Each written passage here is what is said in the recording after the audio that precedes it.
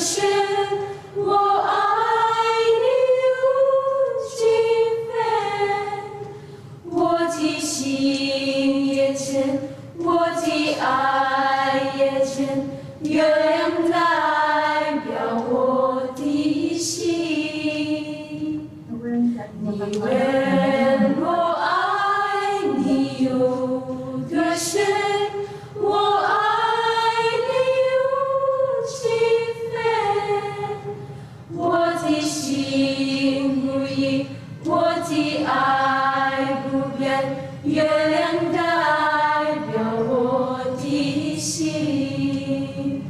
星星的一个吻，已经打动我的心。深深的一段情，叫我思念到如今。你问我爱你有多深，我爱你如情分。你去想一想，你去看一看，月亮代表我的心。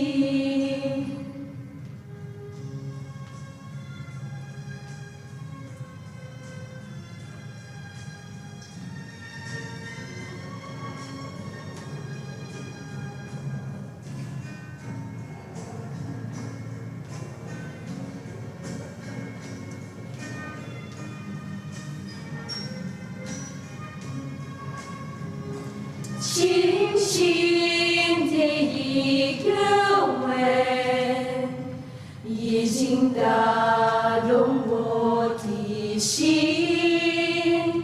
深深的一段情，叫我思念到如今。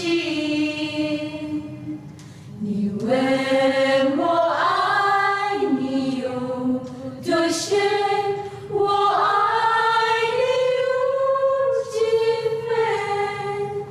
你去想一想，你去看一看，月亮代表我的心。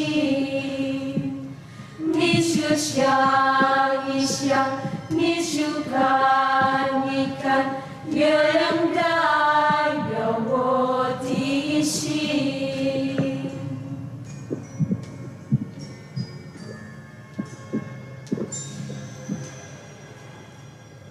热烈祝贺南疆师范学院建校70周年！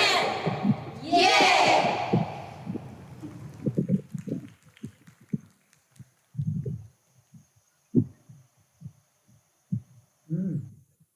！Selesai.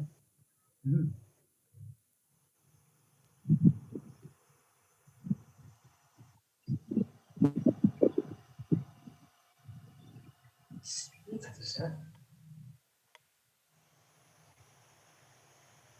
Om Swastiastu. Assalamualaikum warahmatullahi wabarakatuh. Shalom, Namo Buddhaya, dan salam sejahtera untuk kita semua. 在此问候大家平安吉祥。The Honorable Director of International Cooperation and Exchange Nanchang Normal University, Song Nai Kang. The Honorable Dean of the Faculty of Tourism Nanchang Normal University, Liu Yufeng. The Honorable Dean of the Faculty of Tourism Udayana University, Dr. Iwayan Suwardana SST Par M.Par. The Honorable Vice Dean of the Faculty of Tourism Nanchang Normal University. The Honorable Vice Dean of the Faculty of Tourism University. The Honorable Chinese Director of Tourism Confucius Institute Udayana University, Professor Tao Xianguang. The Honorable Indonesia Director of Tourism Confucius Institute Udayana University, Dr. Andes Imade Sendra, MSI. The Honorable Speakers, Also the honorable invitees and participants, which I cannot mention one by one. Good afternoon and welcome to the international seminar with the theme Opportunities, Challenges and Recovery of the Tourism Market in the New Normal Era COVID-19. Please give a warm applause. At the same time, on the day full of love, Tourism Faculty of Udayana University and Tourism of Faculty Nanchang Normal University cooperated to hold this international seminar. Okay, as a beginning for our event today, please welcome the traditional Balinese dance, Tari Belibis. Please give a warm applause.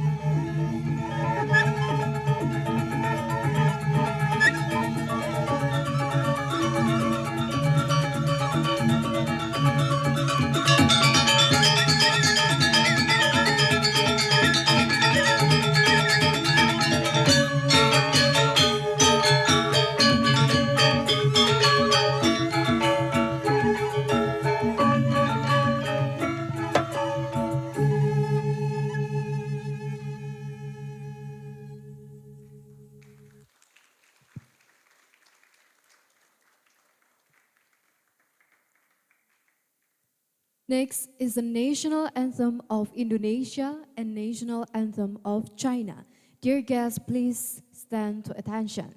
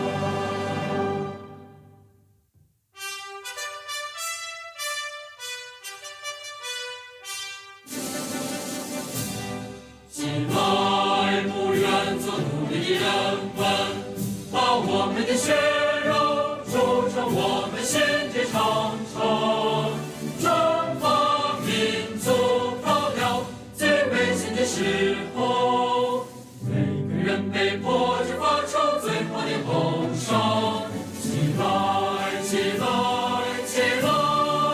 我们万众一心，朝着敌人的炮火前进，朝着敌人的炮火前进，前进，前进！ Guests are welcome to sit back.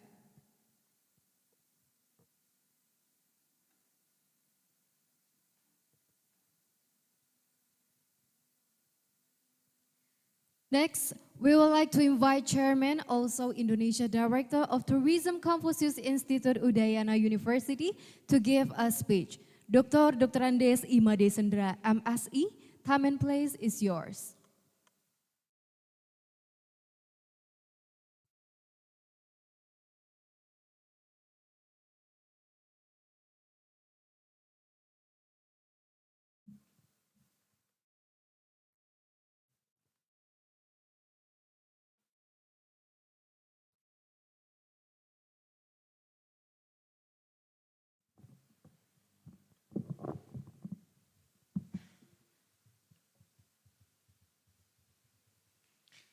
The Honorable Director of Nanchang Normal University,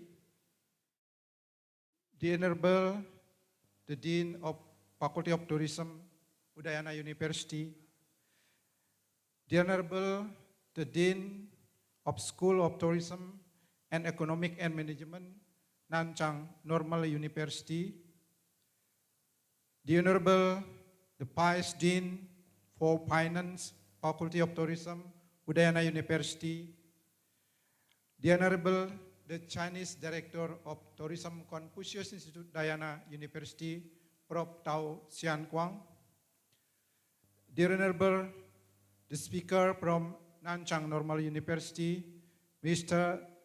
Liang Yi Kwai, and Dr. Chen Xianli. Ladies and gentlemen, good afternoon. Tachia, Xiao Hao. Welcome to the International Seminar, Opportunities, Challenge and Recovery of the Tourism Market under the new normal COVID-19 situation. Om Swastiastu, Assalamualaikum warahmatullahi wabarakatuh, Salam Sejahtera. Ladies and gentlemen, first of all, on behalf of the Rector of Udayana University, let me to convey his warm gratitude to all of you. Today is the golden day of Nanchang Normal University. Let me to share my congratulations to all of the academical staff Nanchang Normal University.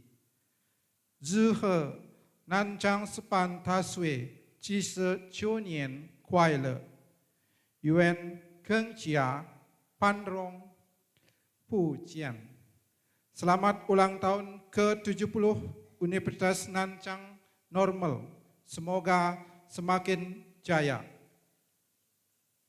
Ladies and gentlemen, Udayana University and Nanchang University and also Nanchang Normal University had signed Memorandum of Understanding for collaboration in education, research, and community service. Today, the three pillars of collaboration are creating through conducting the international conference under the theme How to Recover the Market Segment of International Tourism under the post-COVID-19, especially for Chinese market. Since until now, the government of the People's Republic of China do not yet open the border so that there is no Chinese tourists from China visiting Bali. This seminar will present 4 prominent speakers from Nanchang Normal University, such as Mr. Liang Yikwai, who will present his paper under the theme, The Unique Scenery of Jiangxi Province, and from Dr. Cheng Xian Li with his paper under the theme Introduction of China Culture Industry. Furthermore, the speaker from TCI Faculty of Tourism, such as Mrs. Yayu Indrawati, PhD, with papers theme Recovery the Tourism Market under the New Normal Situation, Opportunity and Challenge, and Dr. Imade Sendra with his paper theme Diplomacy Tourism based on cultural diplomatic relationship between China and Indonesia, especially Bali. Ladies and gentlemen, this seminar is attended by more than 160 students from Faculty of Tourism, Udayana University. They are coming from 2 bachelor study programs, such as Tour and Travel Industry Program and Tourism Program, and also students from Diploma 4 of Tourism Hotel Management.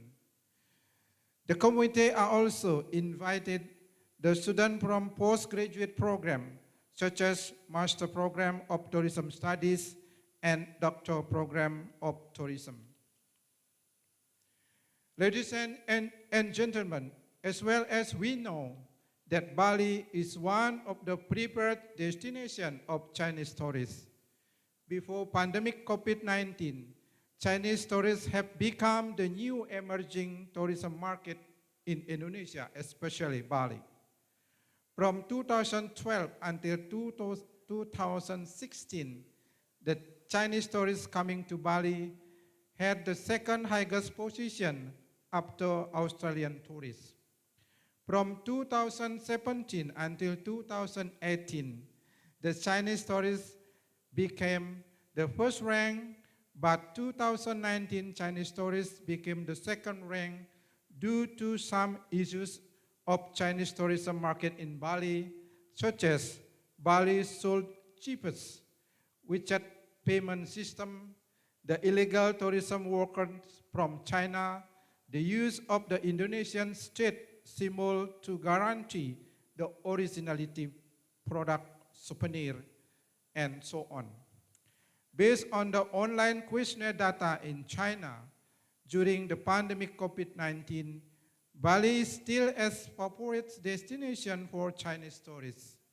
We do hope that before G20 summit meeting in Bali, the government of People's Republic of China will open the Chinese border, the China border, in order the direct flight from some tourist generating region in China could be conducted and visiting Indonesia. We are Indonesian people will welcome all of the Chinese tourists for recovering tourism sector under post-COVID-19 situation. Ladies and gentlemen, as a closing remarks, allow me to convey, wish you all, our students from the 2 parties, Nanchang Normal University and Udayana University, could take good advantage from this international conference. Thank you very much and stay healthy. 谢谢您。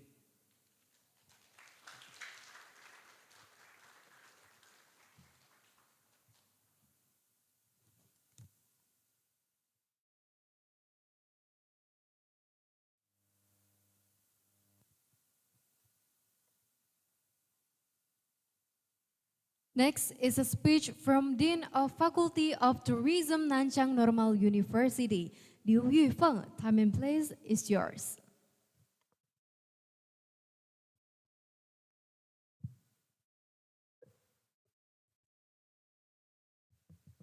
尊敬的施瓦达拉院长，尊敬的雅玉副院长，尊敬的申达拉院长，尊敬的陶显国院长，各位老师、同学们，大家下午好。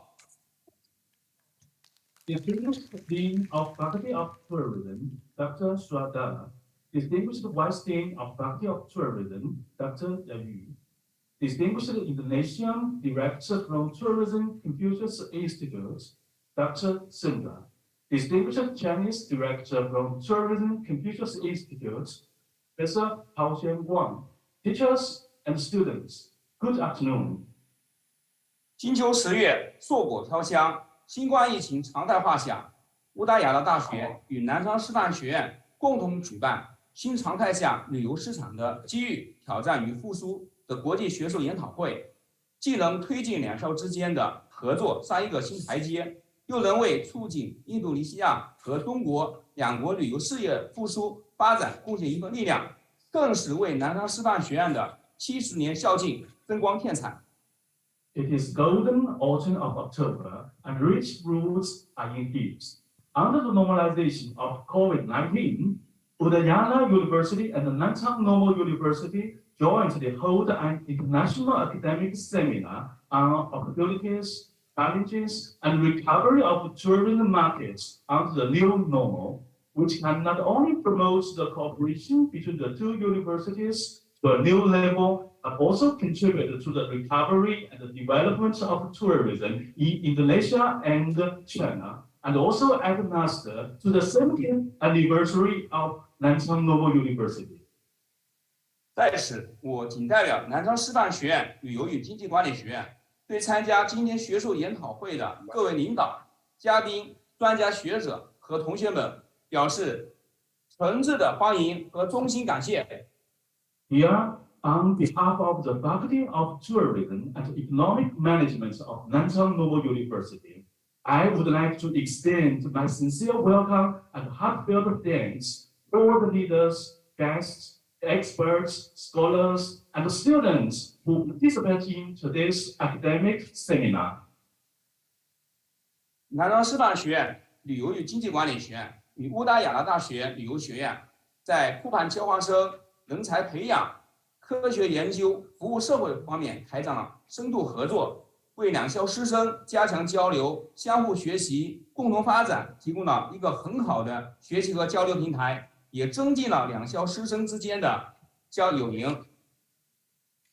The Faculty of Tourism and Economic Management of Nanchang Normal University and the Faculty of Tourism of Udayana University have carried out in-depth cooperation in the exchange of students, personnel training, scientific research, and community service, which provides a good learning and exchange platform for teachers and the students of the two universities to strengthen exchange, learn from each other, and develop together, and also enhances the friendship between teachers and the students of the two universities.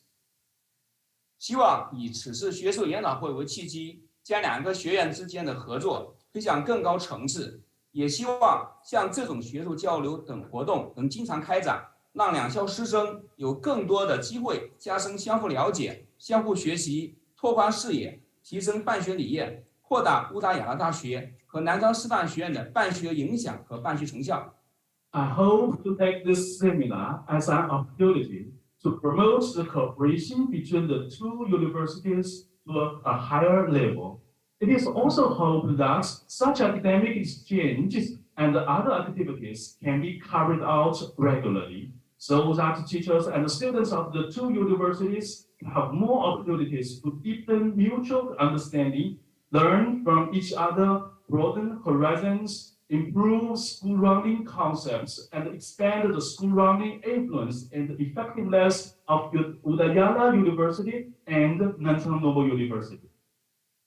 江西风景独好，欢迎乌达雅拉大学的各位朋友有空来江西走走，欣赏江西的美景，品尝江西的菜肴，体验江西的茶文化。The scenery of Jiangxi is unique. Warmly welcome all friends from Udayana University to Jiangxi for a walk, to enjoy its beautiful scenery, test its cuisine, and experience its tea culture. 谢谢大家。 Thank you all.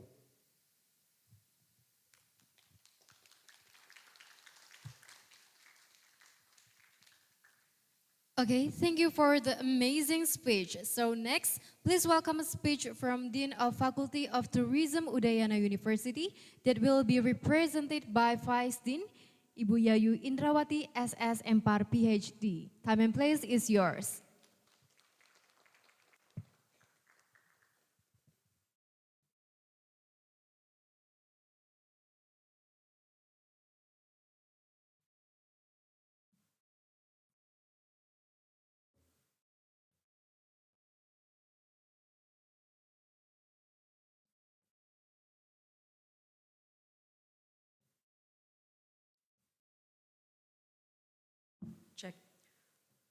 Good afternoon, everyone. And good afternoon, the Honorable Rector Nanchang Normal University. And good afternoon to the Honorable Dean School of Tourism, Economic and Management, Nanchang Normal University. Good afternoon to the Honorable Chinese Director of Tourism Confucius Institute, Udayana University, Professor Tao Xiangguang. The Honorable Indonesian Director of TCI, Udayana University, Dr. Imelda Sendra, MSE. The Honorable Speakers from Nanchang Normal University, Mr. Liang Jikui, and also Dr. Zhang Li. Good afternoon, ladies and gentlemen. Good afternoon, students, and good afternoon to all the participants who joined online today. Om Swastiastu, Assalamualaikum warahmatullahi wabarakatuh, Shalom, salam sehat, salam kebajikan bagi kita semua. First of all, let me express my deepest gratitude to all of you who come today in these joyous occasions to participate in the international seminar with the title Opportunities, Challenges, and Recovery of the Tourism Market under the new normal COVID-19 pandemic, under the COVID-19 situation, as part of the celebrations for the 70th anniversary of Nanchang Normal University. Ladies and gentlemen, the new normal is a new order of life currently, and it is implemented as a government plan to overcome economic problems due to COVID-19 pandemic. In the tourism sector itself, tourist destinations have begun to open by complying with new normal protocols. After the implementations of the policy, there was an increase in the number of visitors, both domestics and as well as by the foreign tourists to Indonesia. Before the pandemic, one of the highest foreign tourist arrival to Indonesia, especially to Bali, was tourists from China. The high number of China's tourists has made Bali quite reliant on the tourists from China. Moreover, Bali needs to make the right marketing strategy to maintain the existence of Indonesian tourists in each market. The Chinese tourism market is also expected to have a role in restoring the tourism sector in the new normal era of COVID-19.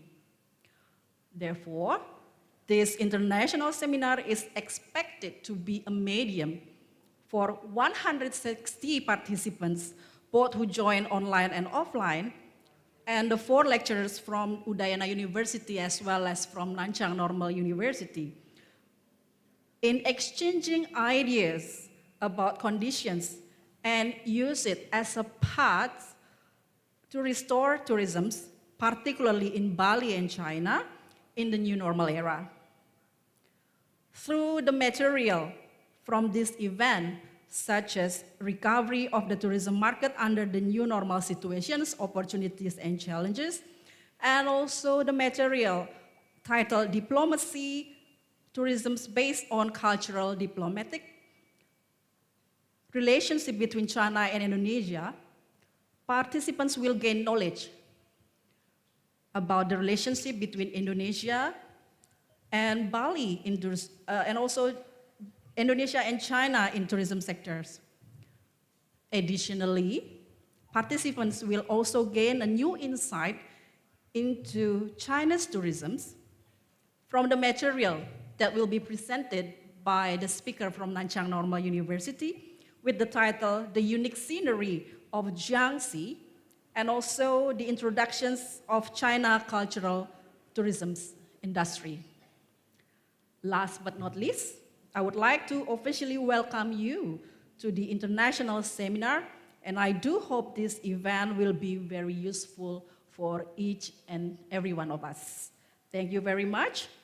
Om Santi Santi Santi Om. Wassalamualaikum warahmatullahi wabarakatuh.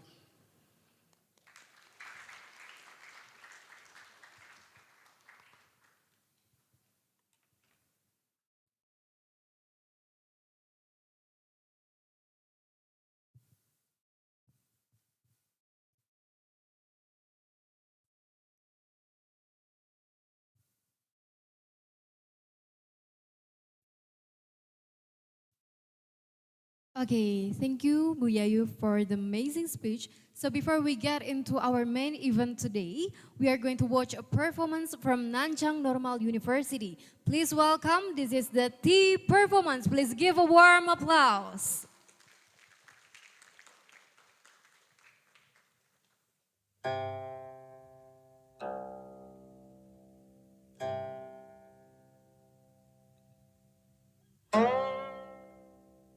古人云：“客来点茶，客罢点汤。”点茶是宋代独特的饮茶方式，也是茶百戏的基础，深受朝廷和文人的推崇。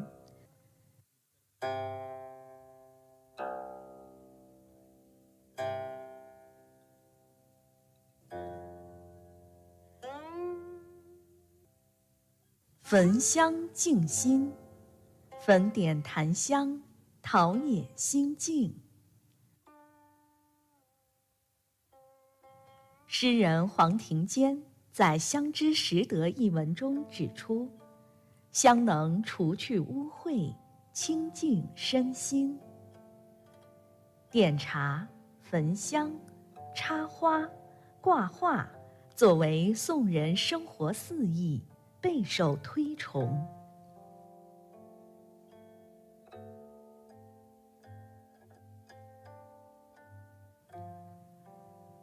文烹龙团，用文火烘烤饼茶。龙团是宋代闽北重要贡茶。旧岁圆月，用茶臼捶碎饼茶。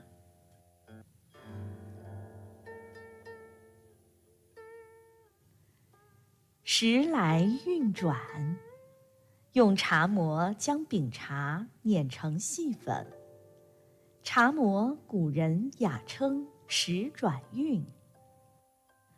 古诗云：“转时盈盈海风起，落处纷纷春雪飞。圆体外通常不碍，真心中立动无为。”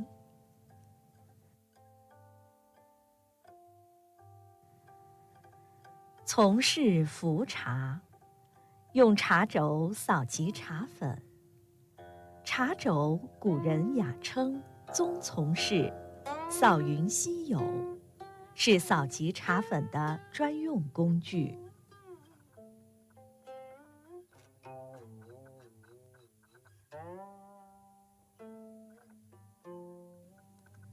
疏密罗茶，用茶罗筛取茶粉。茶罗古人又称罗疏密，是筛茶的专用工具。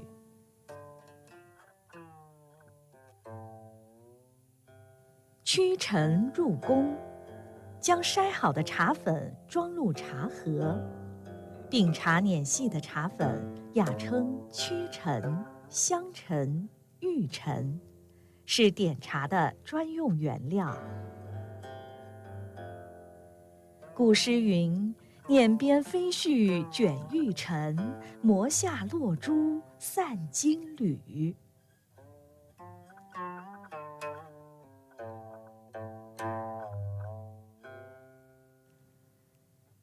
灵泉听涛，即煮水。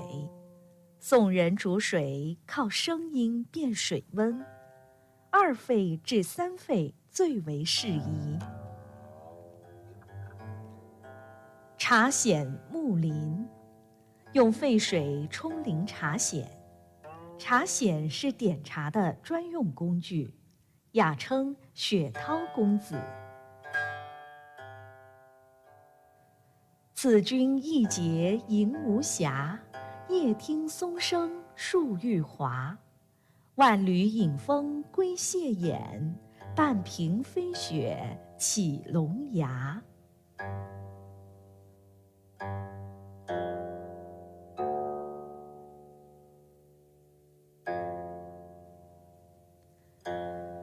兔鸥出浴，用沸水烫淋茶盏。茶瓶又称汤瓶、水柱，是点茶的专用工具。古诗云：“龙背中春尽卤茶，金瓶汤活月鸥花。”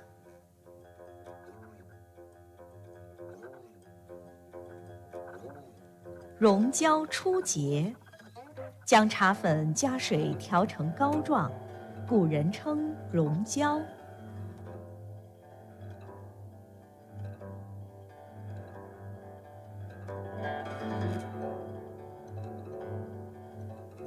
周回一线，还掌周注水，事不欲猛，急注即止。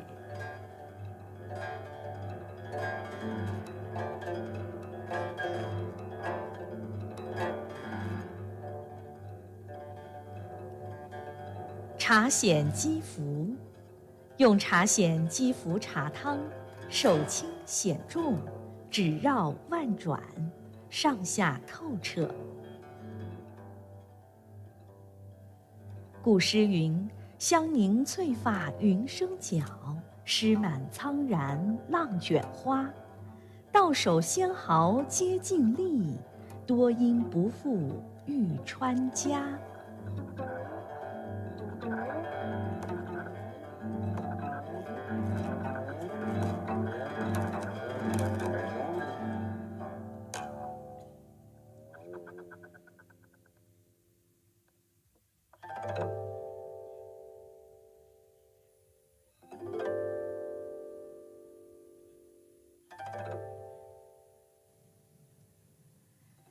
持瓯献茶，将茶盏放入盏托，献给来宾。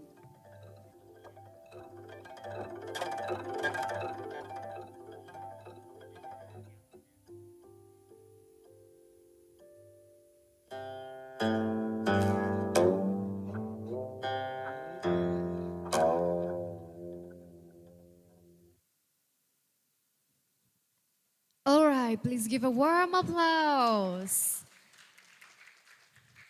So next, please welcome a speech by Director of International Cooperation and Exchange Center from Nanchang Normal University, Mr. Song Naikang. Time and place is yours.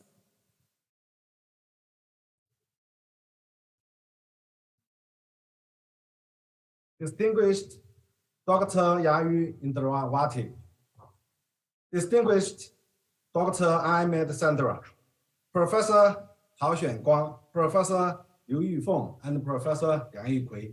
Dear teachers and students, good afternoon. I'm Song Naikang from International Cooperation and Exchange Center of Nanchang Normal University. I'm very glad to have this precious opportunity to meet the leaders and friends from Udayana University online. First of all, on behalf of Nanchang Normal University, please allow me to express our sincerest gratitude to Dr. Yayu Indrawati, Dr. Sandra, and Professor Hao Xuanguang. Thank you all for your greatest support, care, and help for the cooperation and exchange between the two universities. Nanchang Normal University has always attached great importance to cooperation with the Udayana University. Since the beginning of the cooperation in 2017, the two universities have made satisfactory achievements in many aspects, such as teacher and student exchange visits, academic and cultural exchange, photo exhibitions, exchange programs, forgoing a deep friendship. In particular, at the end of 2019, our university successfully collaborated with the Udayana University and the Nanchang University to establish the TCI. Since the TCI started classes, more and more students have signed up to learn Chinese.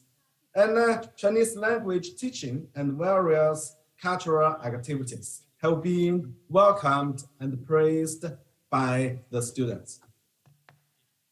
In the future, while building and developing the TCI, we also hope to carry out deeper exchange and cooperation with you in more fields, such as scientific research, academia, culture, and teacher-student exchange. Today's academic exchange conference is a good opportunity and a very good beginning. Once again, I would like to express my heartfelt thanks to all of you for your support, care, and help. May the friendship between our two universities last forever. After the academic situation improves, we sincerely invite you to visit our university for guidance, exchange, and visit. At last, I wish you good health and all the best. Thank you.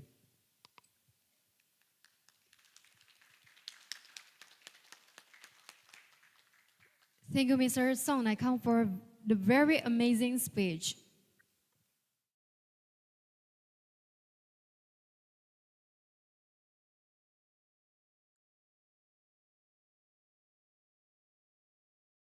Well, hello, good afternoon, Faculty of Tourism, Udayana University and Nanchang Normal University.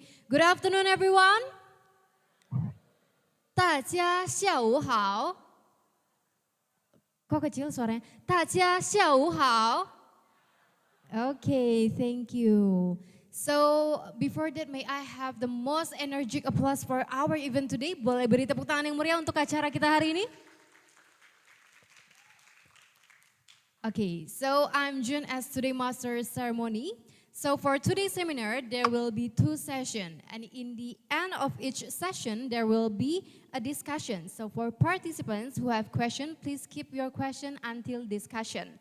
And for participants who are active, there will be a reward and also a door prize that will be given in the end of the ceremony. Okay, semangat? Sudah siap untuk masuk ke event kita hari ini? Oke, jargon dulu dong. Fakultas Pariwisata? Fakultas Pariwisata? Lebih semangat lagi. Fakultas Pariwisata? Thank you. So we have reached the main event of today.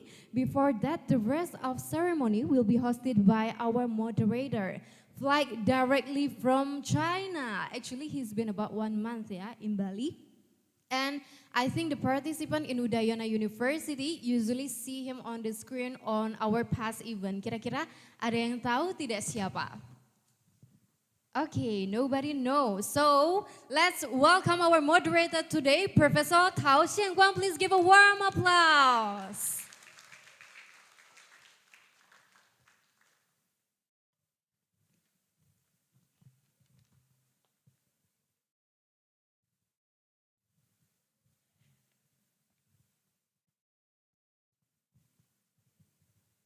Yeah, good afternoon, ladies and gentlemen, and the distinguished guests.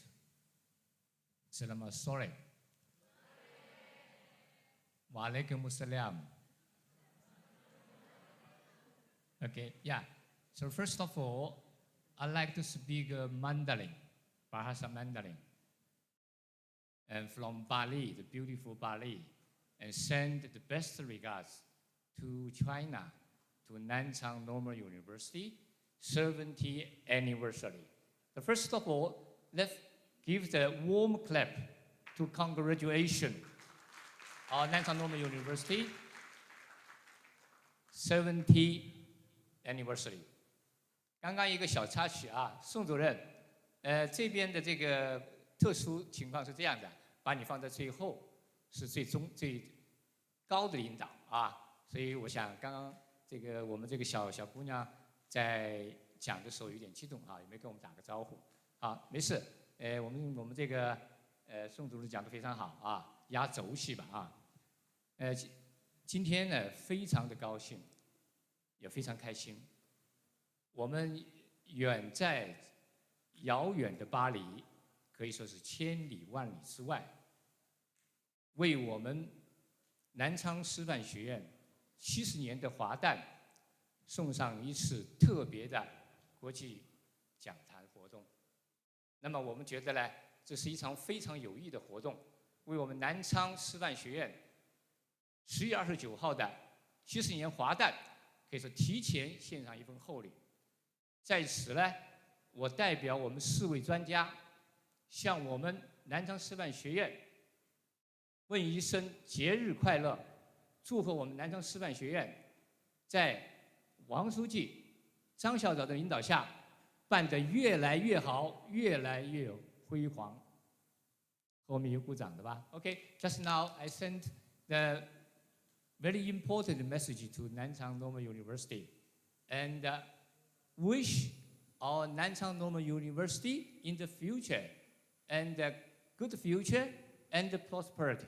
Now let's warm claps to the Nanchang Normal University anniversary again. Okay, happy birthday.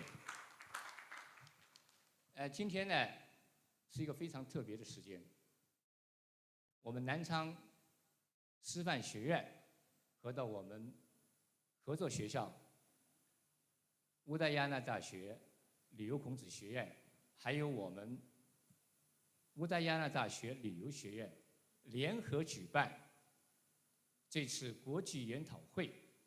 我们邀请了4位专家，4位专家来自2个大学，2位专家是来自我们南昌师范学院，2位专家是来自我们乌达亚那大学旅游学院和我们乌达亚那大学旅游孔子学院。那首先我介绍我们的第一位专家。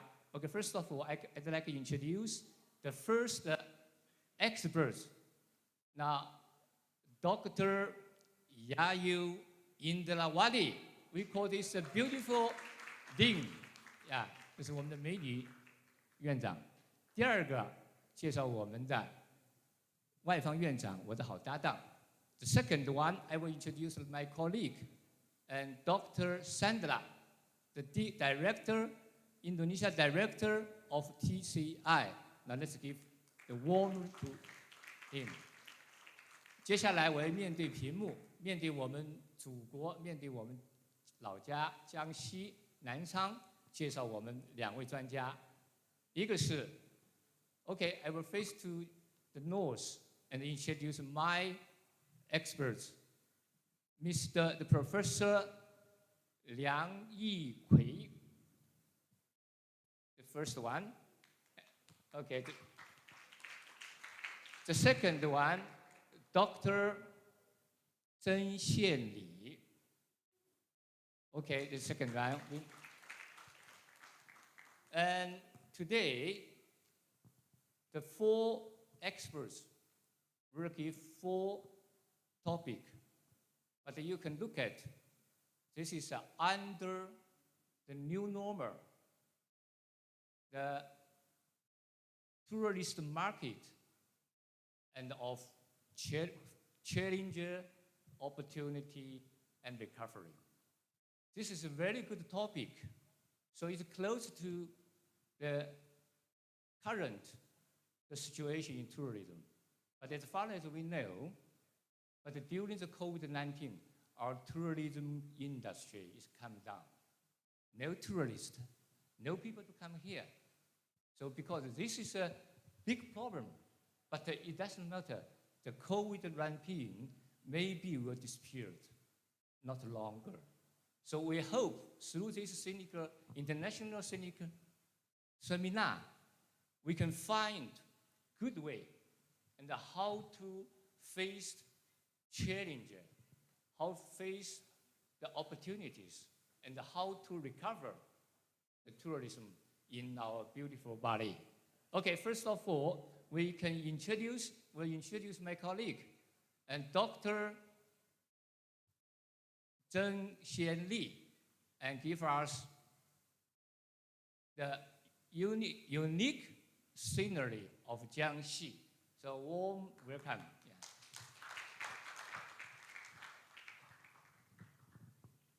Yeah, please.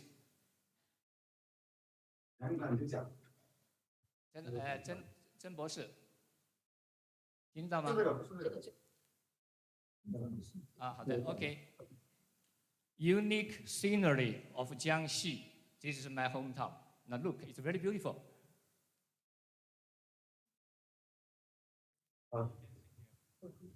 各位印度尼西亚雅纳大学的导师、同学们，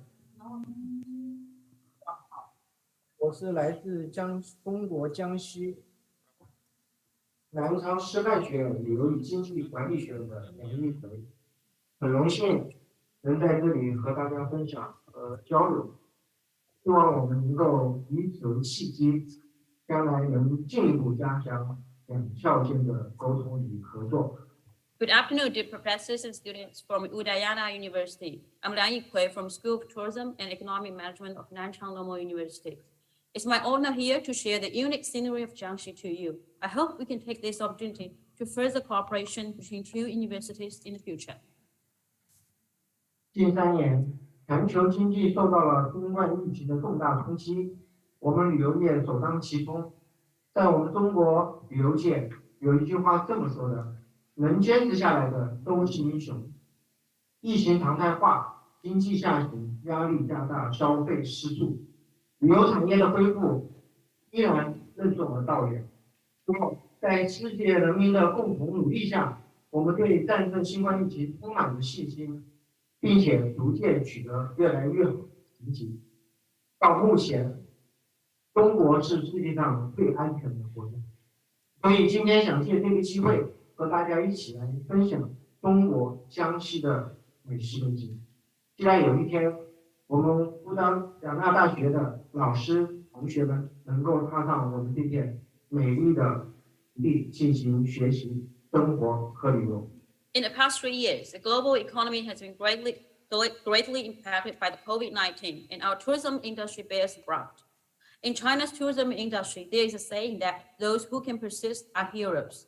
With the normalization of epidemic situation, economic downturn, increased pressure, and consumption stalling, the recovery of tourism industry still has a long way to go. However, with the joint efforts of the people of the world, we are full of confidence in the fight against the COVID-19 epidemic and have gradually achieved better results. So far, China is one of the safest countries in the world. So today, I would like to take this opportunity to share with you the unique scenery of Jiangxi. I look forward to the day that professors and students from Udayana University can step on our beautiful land to study, live, and travel here. 下面我分3个部分开始我今天的分享。第一是江西的概况，第二是江西的美丽风景，第三是江西的特色美食。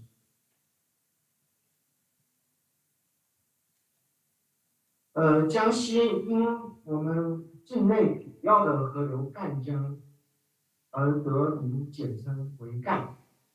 总面积166900平方公里，人口4517.4万，由11个地级市组成，省会在南昌市，就是咱们学校所在的城市。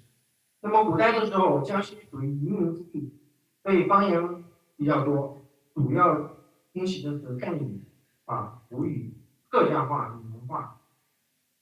自古以来，物产富饶，人文荟萃，素有物华天宝、人杰地灵之誉，名胜古迹众多，庐山、滕王阁、三清山、婺源、龙虎山等闻名海内外。Let me begin my sharing today in 3 parts. The first part is the general situation of Jiangxi. The second is the beautiful scenery, and the third is the special food. Jiangxi was called Gan for short because the main river here in Jiangxi, Ganjiang River, with a total area of 166,900 square kilometers and a population of about 45 million. by the end of 2021. It is composed of 11 prefecture-level cities and provisional capital of Nanchang. In ancient times, Jiangxi was a place of immigrants, so there were many dialects, mainly including Gan, Hakka, Minnan, and Mandarin. Since ancient times, it has been rich in natural resources and rich in people. It is known as a treasure of nature and outstanding people.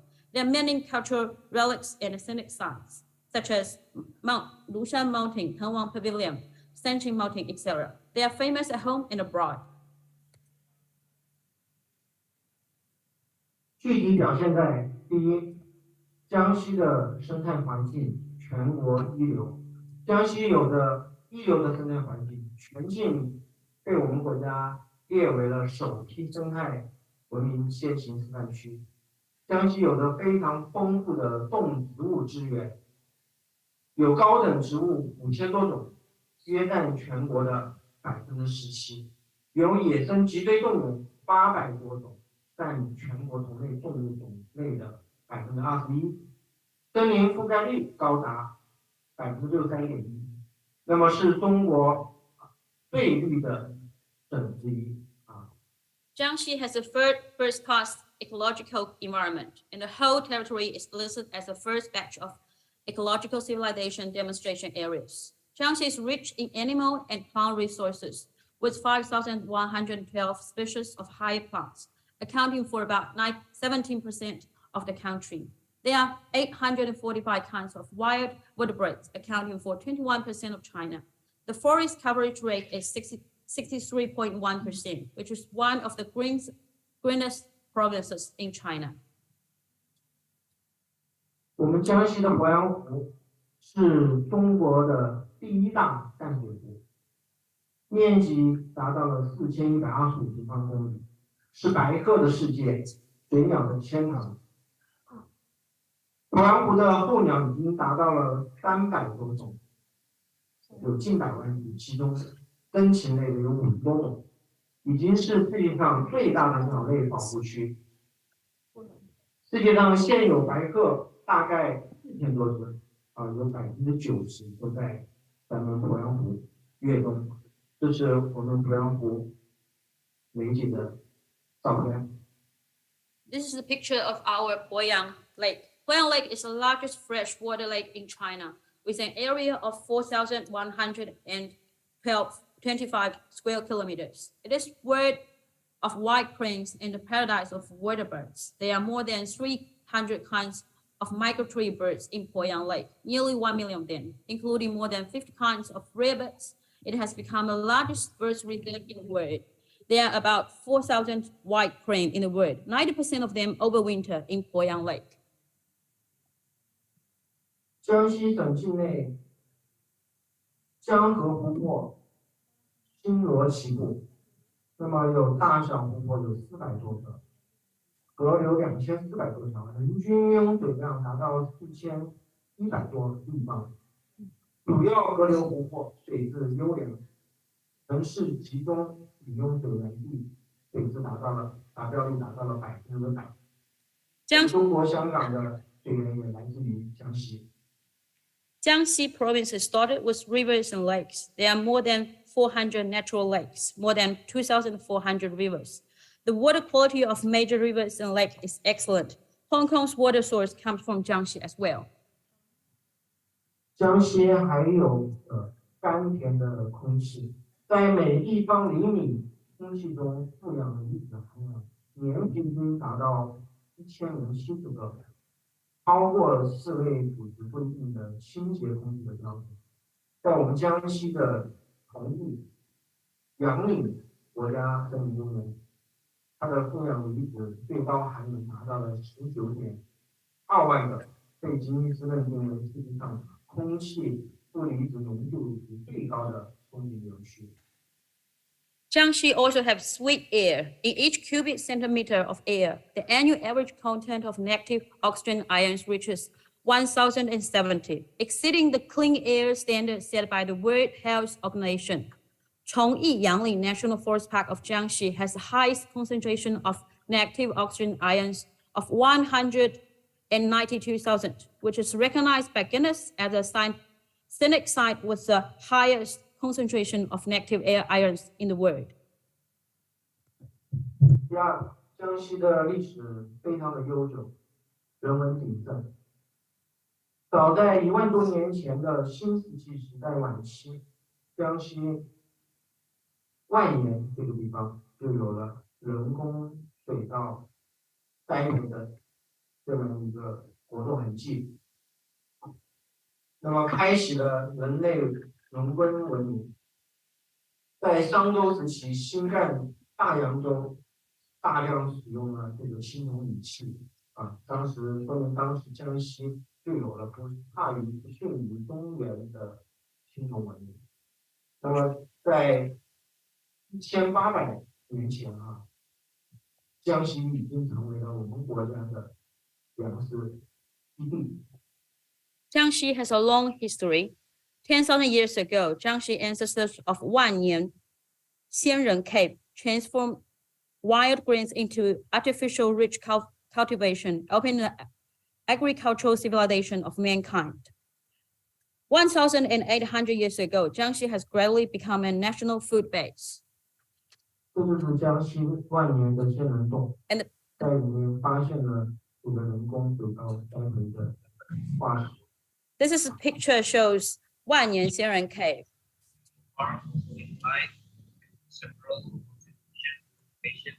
江西还有10国的 International System of Research, Development and Application of Science and Technology.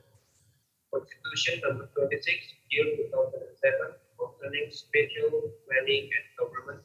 Declaration number 28, year 2008, concerning national spatial planning. Also the National Midterm Development Investment Plan from 2015 to 2019 regarding the development of science and technology parks. Also believe that we are energized the agricultural farm, modern, but companies believe agility for the ability to shift according to times. This can be seen in the implementation of technology, the design form, and the adaptive view of expected building. The hub means that the agricultural farm area functions as hub for agricultural activities.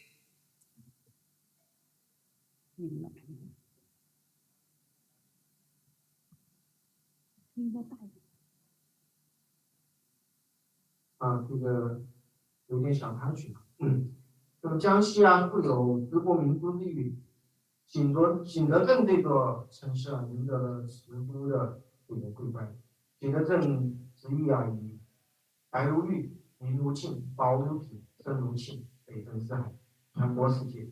世界认识中国就是从那开始，世界认识圈呢，就是从我们江西的景德镇开始。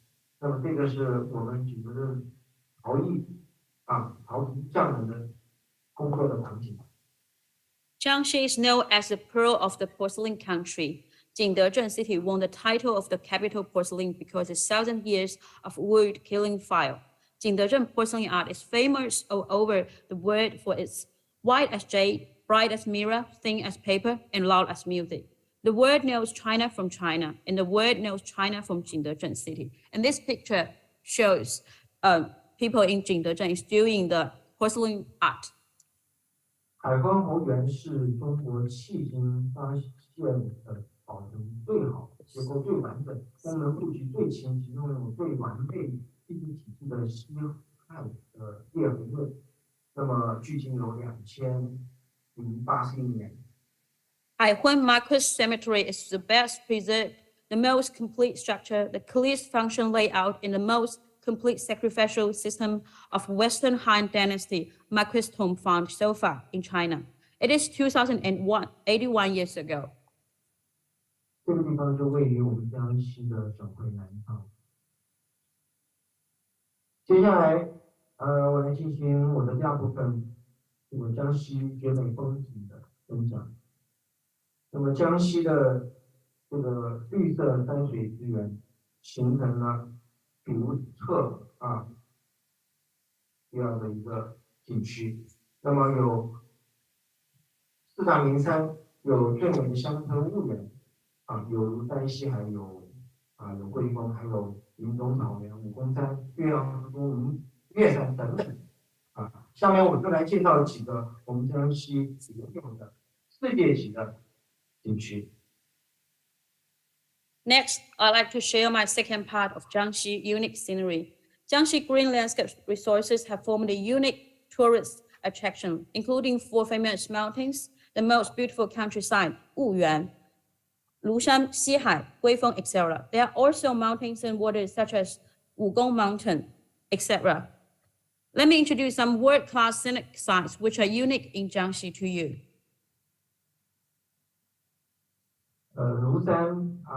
庐山天下优。其实庐山不只有瀑布，还有迷宫、云海和幸福，这就是我们庐山的美景所取出来的3张照片。Lushan Mountain has been called one of the most beautiful places in the world. In fact, there are not only waterfalls, but also strange peaks, sea of clouds, and silent lakes. The pictures shows Lushan Mountain here. 三清天下秀，它是世界自然遗产和世界地质公园。它的美用中国的话来概括就是天风竞秀，万壑奔流，云树茂盛，真情依依。Nanchang Mountain is a World Natural Heritage and a World Geological Park. And its beauty in Chinese words is thousands of peaks competing for beauty, thousands of valleys surrounding, ancient trees of flourishing, and rare birds inhabiting. 龙虎山龙虎天象诀，它是世界自然遗产是世界地质公园它是国家自然文化双遗体系。那么它在中国的道教史上有着显赫的主题地位。那么对中国道教发展所做的贡献被人公认为道教的第一宗，在世界宗教史上也有着重要的地位。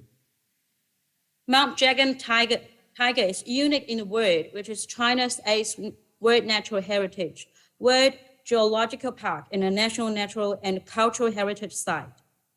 At the same time, it has a prominent ancestral status in the history of Chinese Taoism. It has big contribution to the development of Chinese Taoism and has been recognized as the first mountain of Taoism. Also has a very important position in the history of world religions. 这是我们江西的婺源，号称中国最美的乡村。它以油菜花海徽派建筑、明清古宅和金秋红叶而闻名。江西的美景远不止以上给大家介绍的，还有很多很多，希望以后大家来慢慢体会。This is Wuyuan of Jiangxi, called the most beautiful village in China. It is famous at home and abroad for its red flower sea, Anhui architecture, ancient houses in the Ming and Qing dynasties, and golden autumn reliefs. The beautiful scenery of Jiangxi is more far than what I introduced today. I hope you will enjoy them in the future. 接下来给大家介绍今天我要分享的第3个部分，江西的特色美食。那么江西的美食颜色重油浓，口感肥厚，喜好辣椒。江西的小吃面点多，制法各异，颇有特色。比如说，这是南昌的瓦罐汤，那么千年的传承，是一个极具风味的地方特色小吃。三杯鸡，它是我们江西赣州的一道名菜，肉香味浓，甜中带咸，咸中带鲜，口感柔韧鱼感特别强，非常的美味。这是我们江西的罗湖胖鱼头，鲜辣微酸，肥嫩鲜美，营养丰富。它来自于我们前面介绍的中国第一大淡水湖鄱阳湖。Next, I would like to introduce the third part I want to share today, Jiangxi's special food. Jiangxi cruise is rich in color, fatty in taste, and likes pepper. Nanchang cruise emphasizes color matching and motoring, focusing on the original taste, especially the local products. Jiangxi snacks a lot of noodles with different preparation methods and characteristics. Jia soup is a delicious local food in Nanchang, which has been passed down for the thousands of years. Sunbaked chicken is a famous food in Ganzhou of Jiangxi province, which with thick meat flavor, sweet, salty, and fresh, flexible taste, and a strong chewing sense. The fat fish head of pork gulai is hard, slightly sour, fat, tender, delicious, and nutritious. It is our special food in Zhoujiang, Jiangxi province. 和江西的美景一样，江西还有很多的美食，今天因为时间关系就不一一给大家展示了。最后再次诚恳的邀请，欢迎大家来江西做客，江西期待您的到来，谢谢大家。Like the beautiful scenery of Jiangxi, there are many delicious food in Jiangxi. Because of time, I will not show them to you one by one today. Finally, we sincerely invite you and welcome you to Jiangxi again. Jiangxi looks forward to your arrival. Thank you.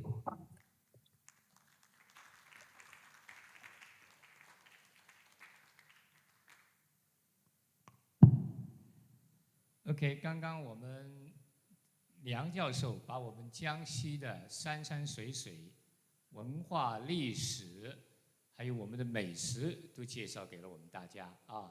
Okay, just now Professor Liang gave me the outline and the complete introduction of our Jiangxi province and talk about culture and talk about the history and talk about the mountain, lake, and the river, and also talk about the food.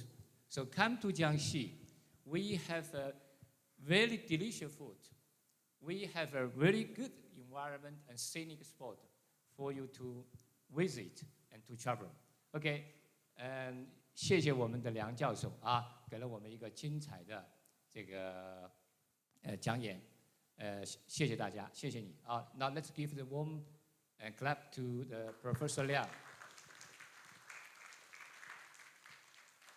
And next one, so let's warm welcome to our distinguished and the wise team, Yayu Indala Wadi. So welcome. And the topic is the Chinese 新常态下旅游市场的区域挑战与复苏。Now this is Chinese. Okay, let's listen to your team to give us nice topic. Now, please.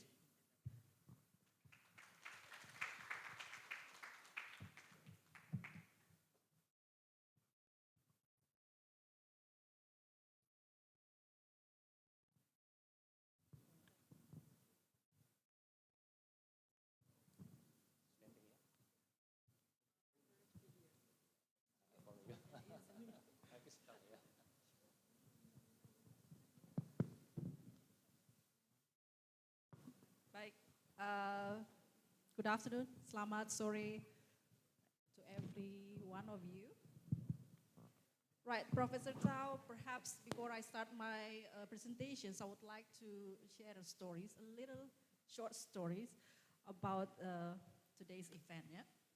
So a couple of months ago, I actually had a discussions with the friends of mine regarding how we should, conduct or how we should develop tourism in the futures after this pandemic situations.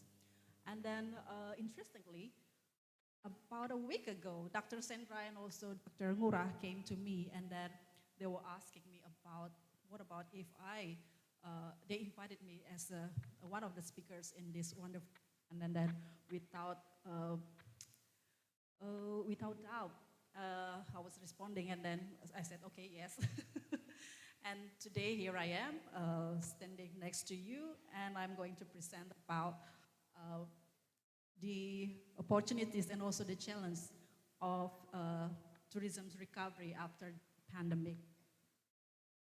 And right, So, oh my goodness, cannot. No, no. Can I just have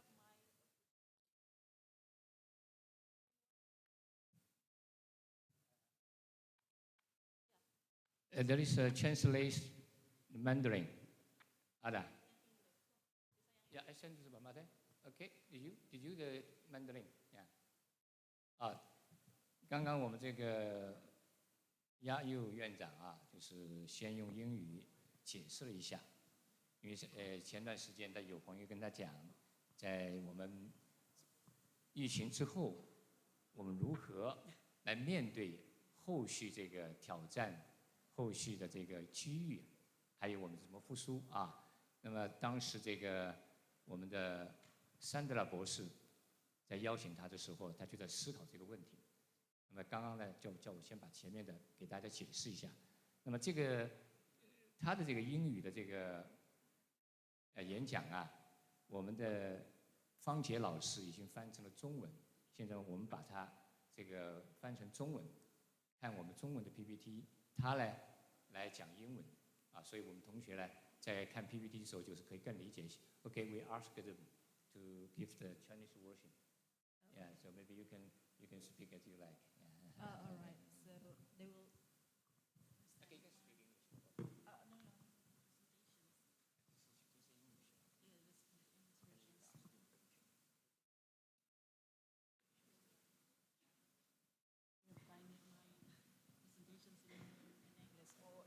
The students in China can watch. So either way, I can take my phones and then just have a look at from my phone. Is that okay? Okay, you can. Okay, yeah. Sure.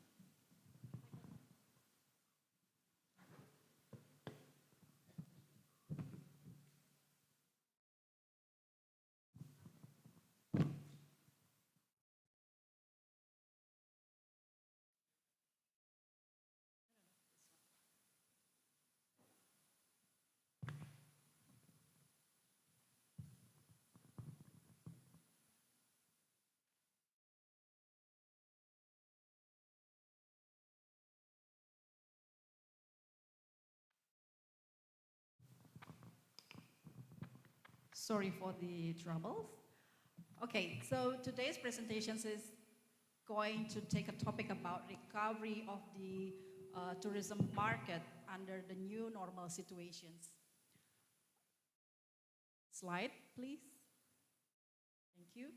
So before I start, perhaps I would like to share information that these presentations will consist of 6 sections. The first one is about tourism's policy overview. And then the second one is about the tourism's trends. And the third one is about the tourist profile, which come to Indonesia during the COVID-19 situations. And the third one is about what we can infer from those current situations, what are the opportunities, and to be exactly what are the challenges that we are going to face with these situations. And last but not least, we are going also to talk about what sort of strategies that we are going to implement with the situations. Okay, next.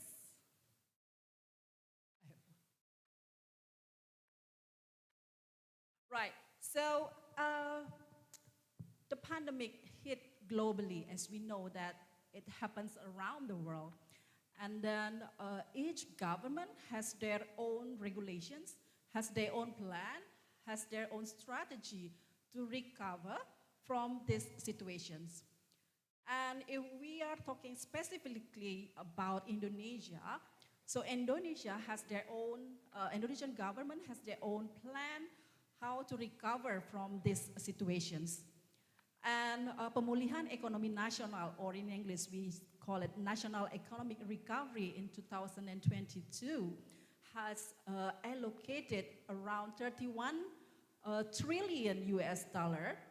And this big amount of money are allocated for first one is how to recover from the health situations. And the second one it is allocated to social protections, and the third one for the economic resiliencies. And each of these major programs has their own allocations. For example, for the health program, we allocated 8.5 trillion.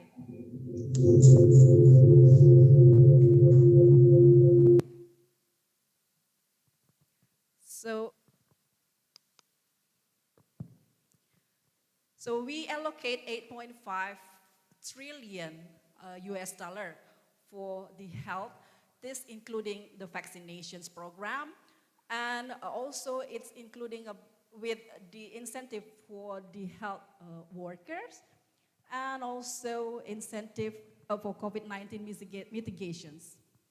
And the second allocations, which goes to social protections, it allocated around 10.7 trillion US dollars, and it mainly goes for family protections, food resiliencies, and also pre-employment training. And it also consists of a village stimuli and other social incentives. And we also know that, that around 12.4 trillion US dollars is also allocated for the economic resiliencies. It's, for example, for labor incentive, food resiliency, digital transitions, and medium and small enterprises, and also allocated for tourism and creative economy. If we are talking specifically in the area of tourism and also creative economy, the government itself has allocated around 318 million US dollar to specifically to help the tourism and economic creative sectors to recover. And those activities cover with micro-digital training, and also provide free training and also a training for clean health and safety environment sustainability, because we know that clean safety and also environment sustainability is become a very hot issues during the COVID-19. Therefore, the government provide huge amount of money for tourism organizations, for example, hotels, restaurants, travel agents, airlines, to do this program with free, no charge. And this including training and also provide certifications for the tourism organizations. And also other various stimuli, and also for stimuli for micro and also small, medium enterprises, and also the tourism villages. Right, so I'll just skip this one. Okay, so based on those current situations, so what's happening now? We all know that before the pandemic, people do tourism activities mainly because they want to escape from their daily routines. But after the pandemic hit us, it seems that there is a changes in the way people do tourism. People try to combine their leisure activities with business activities or their work activities, and that's why we know it as a leisure travel. You can probably recall some of the programs that been implemented, that been introduced by our governments through work from Bali or work from anywhere. So it's a kind of changes happen, and then people try to combine the work and also the leisure activities at the same time. And the pandemic also changed in the way we do tourism activities. For example, previously, we usually goes to travel agents to book our holiday package or whatever. But after the pandemic, the use of mobile applications is widely popular. A lot of people download this kind of applications. And then because what? because they tend to do a less contact with other people. So that's why they feel it more comfortable if they just do the booking from their own home without needing to meet other people and do the bookings. And the third one, what sort of trends that happening right now? Again, if we compare it to previous tourism activities before the pandemic, people tend to travel with a crowd and lots of group of people. But now after the pandemic, because we need to stop the spread of the virus, so we tend to have more personalized service. It's more like one-on-one service. So those three kind of trends occur after the pandemic. And the fourth trends that happening right now is the tourists now is more aware of the sustainable tourism. They tend to avoid the crowd destinations by they have the new preferences to go to the places, to destinations which is less crowd. And, you know, during the pandemic, everywhere is locked down. Every country closed their borders, and people were forced to stay at home and cannot go anywhere. Those kind of situations, can you imagine, for almost 2 years, people cannot go anywhere. And definitely, this kind of situations create a stress, create fatigue, because people cannot do any activities and they were forced to stay at home. So this kind of situations, interestingly, create a new trends within tourism activities. People now tend to be aware of the important how to maintain the balance, how to balance their soul, their body, their minds. Therefore, a lot of wellness activities are over by tourism organizations nowadays. And last one is staycations. Because, as I mentioned before, that the restrictions has pushed us to stay at home. And then we cannot go further from our place of stay. And therefore, we tend to go to do tourist activities not far from the place we live. So therefore, staycations is really become a trend during the pandemic situations. Right, so based on that current trend, how would we see those as an opportunities to develop, to create, to design our tourism in the futures? Well, if we look back again, the international tourism's arrival during 2022 and 2021, you can see here how the major decline happened because of the COVID-19. It is not only affected the number of tourist arrival that come to every countries, but it also automatically impact the income of international tourists. And if we look at the current situations in Bali, so Bali international tourist arrival, based on the data from September 2022, we can see here you can see on the list that there are 20 countries that contribute a number of tourists who come to Bali. The first one still dominated by the Australian tourists, probably because it's very close from us in Bali. And we can see here, China, I think China tourist has the positions on the 17th rank, probably due to there are still some restrictions in the mainland, yeah? So they cannot go anywhere, so that's why the number is still low. We can see here, if you can see the percentage here is about 1.1% from the total number. Right, so for those who wants to travel to Indonesia and particularly to Bali.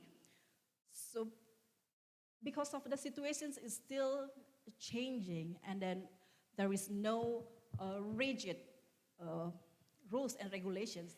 It's all depend on the situations, on the current situations. But from the data, from informations, that the latest travel regulations to enter Bali as the 31 of August 2022, and the last one, it was updated on May 2022. So the traveler who come from outside Indonesia regions, they don't have to do the quarantine again. And there is also rules and regulations that they don't have to do the PCR test. So you can just come to Bali and then spend a holiday here. Because of the relaxations that given by the government, it will help to increase the number of visitors who come to Bali. Right, so during the pandemic, actually, we are in tourism's faculty conducted like a small research in relations with who are people who come to Bali during the pandemic. And this was conducted by a research team in tourism's faculty. And there are some results that occur by this research. Actually, during the pandemic situations, we still receive a number of tourists who come to Bali, but they are the domestic tourists and also foreign tourists who happens to stay at Bali, in Bali. And based on the tourist profile of these staycationers who come to Bali on 2021, mainly their profile work as the entrepreneurs, about 38%, yeah? And then also from the educational background, most of them are the graduated from the university. And also, if we'll see the character of the respondents, they were coming from outside Bali. 70% of the visitors come from Bali, while 20% is the persons who do staycations in Bali. And around 30% and also 25% mostly prefer to stay at hotel and also villa. And interestingly, what they tend to do during the staycations, well, they went to outdoor, they tend to do a lot of outdoor activities. For example, they go to the mountains, they do a lot of campings, glampings, sort of stuff. And you can see here, quite number of percentage, about 91.8%, they do outdoor activity instead of visiting the common tourist destinations. And still, if we look at the age here, around 75% is young generations who come to Bali during the pandemic. Right, from those tourist profile, what are the challenges that we are going to face during the tourism's recovery? So we still, at the moment, we still facing disruptions of global supply chains. We see now how the war between Ukraine and also Russia still impact, the global supply chain. And also we're still facing the increasing risk related to the climate change. And other challenges that perhaps we see right now is the inequality on vulnerable groups and also countries. Before the pandemic, the marginalized one, people with disability and then tourists, senior tourists, still are facing challenges to do their tourism activities. Now, can you imagine after the pandemic, the problems become double. the problems become double. They still cannot do tourism activities freely. And that's, of course, become the challenge on how we can recover for our tourist market. And also the fourth one, price instability and the inflations, and also unbalanced restrictions of international mobility. We still see in some of the countries in lockdown, still put strict regulations for their citizens. And that's why there are still some countries, some citizens which cannot go to other countries to do holidays. And based on that situations, so how would we design recovery programs? So there are 8 recovery strategies that perhaps we can implement based on the current situations. The first one, we need to maintain and keep promoting the domestic market, definitely, by creating various programs, work from Bali, giving discounts for people who stay for a certain period of time. And then the second one, perhaps we could increase, this is a must, I think. So increase safety and regain visitor trust. That's really important keywords. Regain visitor trust with the ultimate goal of restoring pre-pandemic arrivals and spending. The third one, increasing the attractiveness of tourism and cultural system by being innovative and also creative in creating and also design new tourism activities. Like what happens right now, Bali's government, we do a lot of restructurings, our infrastructures and also our tourism destinations everywhere. So those kind of activities we do at the moment as one of the recovery strategies that we can do during this time. And also promote new products and destinations which involve communities. If we involve communities, hopefully that the tourisms that we created can last longer and sustain more. And also we do renovations and innovation in infrastructures, products and services to increase the quality and sustainability of the over in line with the local specialties. And the sixth one, digital transformations to all tourism stakeholders to gain new tourism market, renew and attracting private sector investments, and support the development of influence of tourism startup. Well, I think that's all from me. If you have any questions, we can discuss it later. Thank you so much, Professor Tao.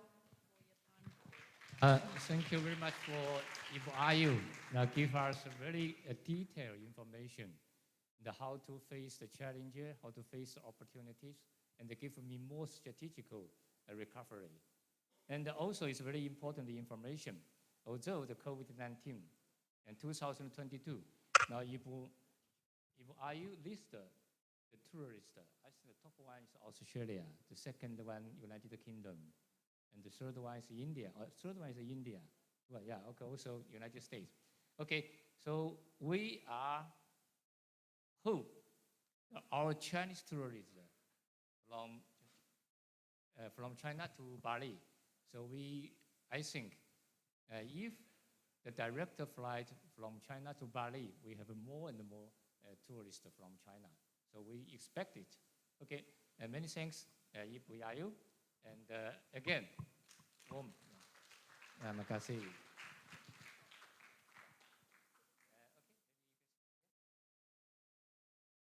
Yeah, the next item is question and answer. Yes, Yeah, the question and answer session. Baik, bagi teman-teman yang di sini, apakah ada yang ingin bertanya? Oh, there's a lot of question. Baik, boleh angkat tangan lagi? dalam bahasa Inggris dan ditujukan kepada siapa ya nanti pertanyaannya?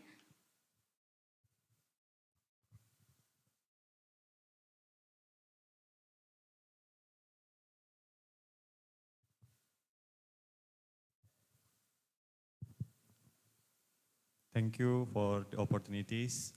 My name is Adi from Hotel Management Study Program, Udayana Tourism Faculty.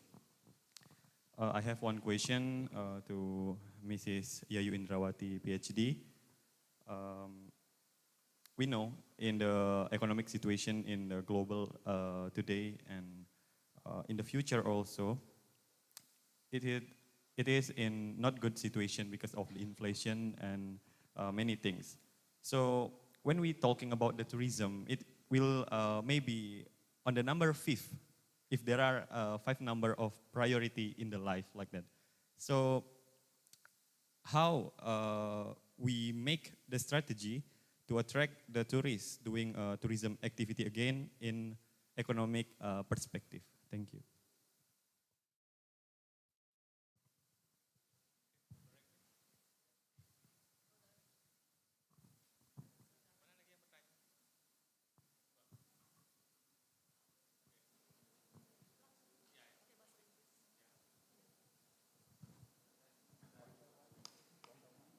I think one by one.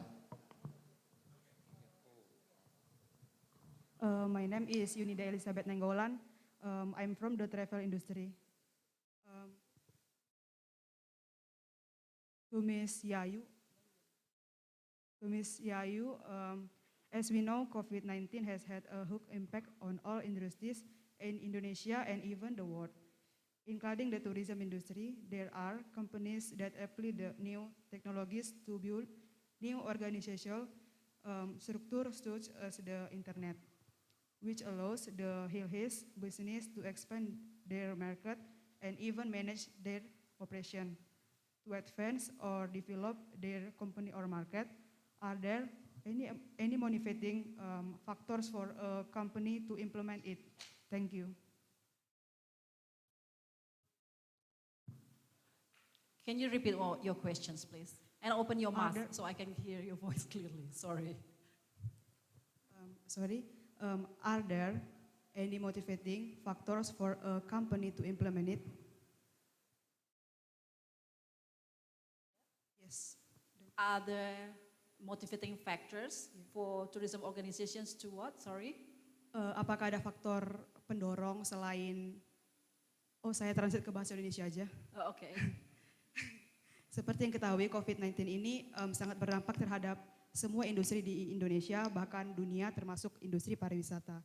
Ada perusahaan yang menerapkan teknologi baru untuk membangun struktur organisasi baru seperti internet yang memungkinkan bisnis tersebut dapat memperluas pasar mereka, bahkan mengelola operasi mereka. Yang menjadi pertanyaan saya yaitu, selain ingin memajukan atau mengembangkan perusahaan atau pasar mereka, apakah ada faktor pendorong suatu perusahaan menerapkan hal itu? Sekian, terima kasih.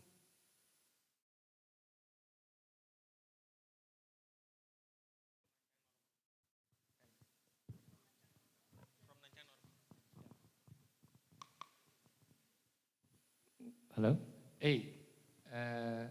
我们南昌方面有没有学生提问的 ？Yeah, any question from Nanchang Normal University？ 有。有没有？来，方杰在吗？方杰在吗？好。Hello everyone. I heard the presentation for the first time in your lecture today, which I'm very interested. So could you please explain it more? Thank you.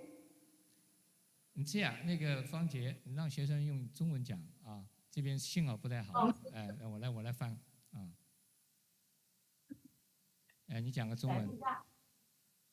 贾律博士您好，我是南洋师范学院的一名学生，然后听到你在演讲中有一个词叫做居家度假，这个我非常感兴趣，可以请您展开讲讲吗？谢谢。还是不太清楚，有点糊啊。那方杰，你这样，你把那个打学生的问题简单的发给我，好吧？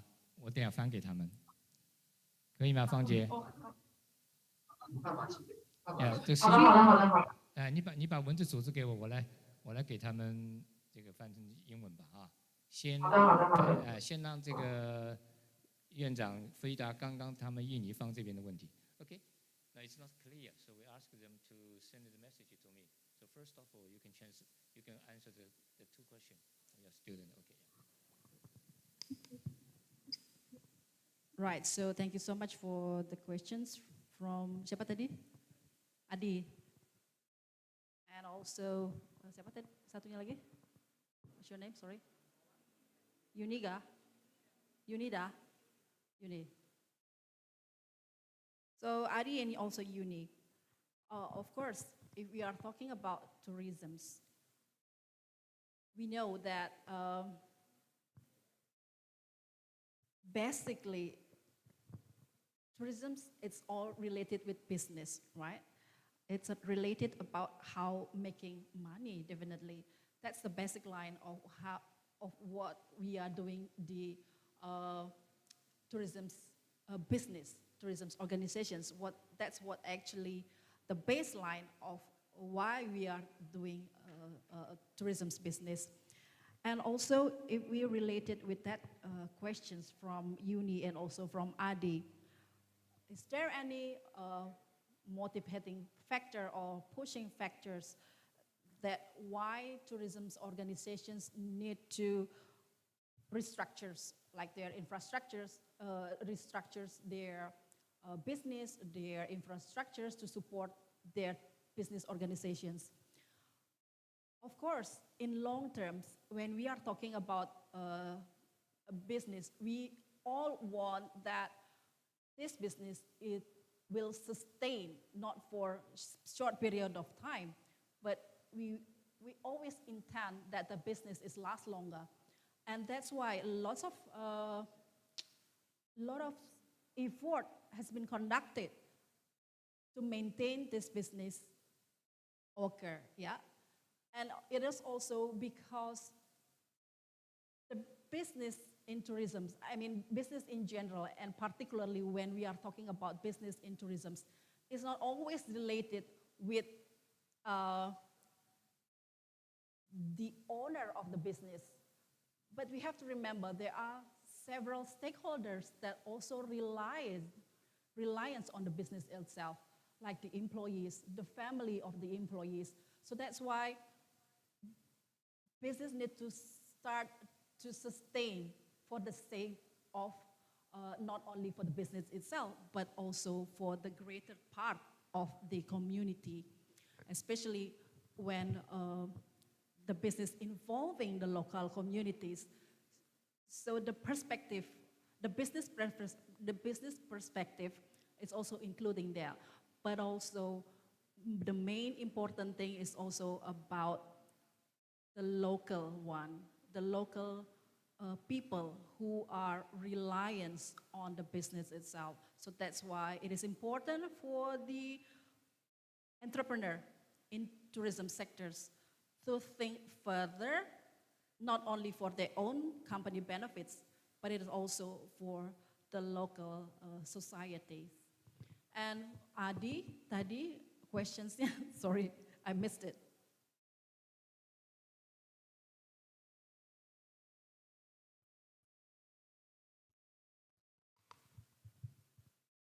Mungkin saya akan sampaikan dalam bahasa Indonesia. Okay. Melihat situasi global begitu ekonomi sedang tidak baik-baik saja, ketika para pelaku pariwisata memikirkan strategi untuk menarik wisatawan itu agar kembali berwisata, namun ekonomi sedang sulit, bagaimana cara mereka akan melakukan hal tersebut begitu. Jadi sehingga kan ketika kita bersiap-siap kemudian tidak ada yang datang untuk melakukan itu kan seperti sama saja tidak ada kegiatan pariwisata begitu. Terima kasih. Right. So thank you so much, Adi, for repeating your questions. Perhaps we should bear in mind, yeah, there are various stages in the society. The richest one, the middle class, and then other stages in the society. I won't mention the other part. Again, when we are talking about business in tourism. Like, for example, what has been done by our government during the pandemic and up to now, the government encourage, yeah, various activities. One of the example you can see how they create a program, Work from Bali. As I mentioned before, it's a kind of combinations between business and also leisure at the same time. So if people don't have, what you call it, pendapatan lebih untuk berwisata, but when they go to Bali, for example, to do their business, at the same time, they can do leisure activities as well. So it's kind of like sorting the time, the money efficient. It also make the money become efficient because once you do the business or you do the work, you also have a time to do leisure activities. So that kind of programs, it's been created by the government. And also, I think a lot of programs as well has been designed by the governments to keep encouraging people to come to Bali. And also, perhaps you have heard before that lots of discounted price over to the customers. And now people can easily stay in 5-star hotel with affordable price. I think that one of the activities or one of the programs that happen right now, so people from the middle class, from the middle income family can also enjoy their stay at the, let's say, the 5-star hotel like Molia or maybe in St. Regis. So that kind of programs, I think, will keep encouraging people to come because of the affordable of the price, and then also the situations because they have to work from Bali or from anywhere, not only from Bali, from anywhere in Indonesia. So I think that will help to increase or to recover slowly tourism in Indonesia and also in Bali. I think that's from me, Adi and Juni. Yes? Oh yeah, sure. Okay, this is the last question from Nanchang Normal University in China. So the student gave me the one question. She said she is very interested in your presentation. And there is a word, staycation. So he is interested in that. Could you explain this? Staycation. Yeah, maybe means stay at home. We can go sure. Yeah, okay. Right, interesting questions, Professor Tao. And what's the name of the student? Sorry? But you didn't get the name. Okay. OK，方杰，你可以把这个学生名字告诉他啊，大家很开心有提这个问题啊。Okay. So this is interesting questions. The trend of staycations, I think in every crisis, there is always a change. 刘思敏 ，Miss 刘思敏 ，OK。Liu Sumi. Yeah, the student is Min. Okay. Yeah. Hi, Liu Sumi. So I would like to answer your questions, and Professor Tao will help me to translate it into Mandarin. The staycations, the trend of staycations is a new form of the way people do their tourist activities. So the staycations itself was starting from the USA.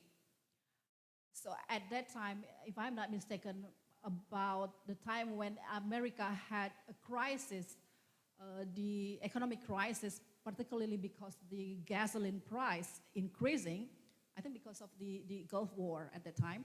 So the citizens of America were trying to do leisure activities within their own regions. And that's very interesting because tourism is not a fixed concept. It's a very dynamic. And in every crisis, there is always a new form of tourism. And one of the examples is the staycations itself. Like what happened nowadays in Bali, when the travel restrictions occur and people cannot go anywhere from their inhabitants, from the place they live, people tend to do tourist activities within their regions. So for example, Mr. Professor Tao, I do staycations and then I visit Nusa Dua and then I stay there. That's for a certain period of time, let's say for 1 or 2 days. It's a short holidays. And also people come from outside Bali, they also come to do staycations. And it's a kind of like a form of activities which they can enjoy activities during the pandemic because they just feel, okay, this is enough. I stay at home enough. I want to do a short staycation or short holiday, and then they do it by, those activities, what we call it as a staycations. And this has become so popular nowadays. And it's not only that they go to the 5-star hotel, but based on the trend also, they visit the, the outdoor area, like camping. And now also we have a very popular activities called glamping activities. It's a new form of camping with more glamorous environment. We still can have internet connections in the glamping area. So it's a more modern form of camping with, with various service that we can also enjoy during our camping. It's different form of the old camping form. So those kind of activities now happens in Bali and also in Indonesia, the staycations.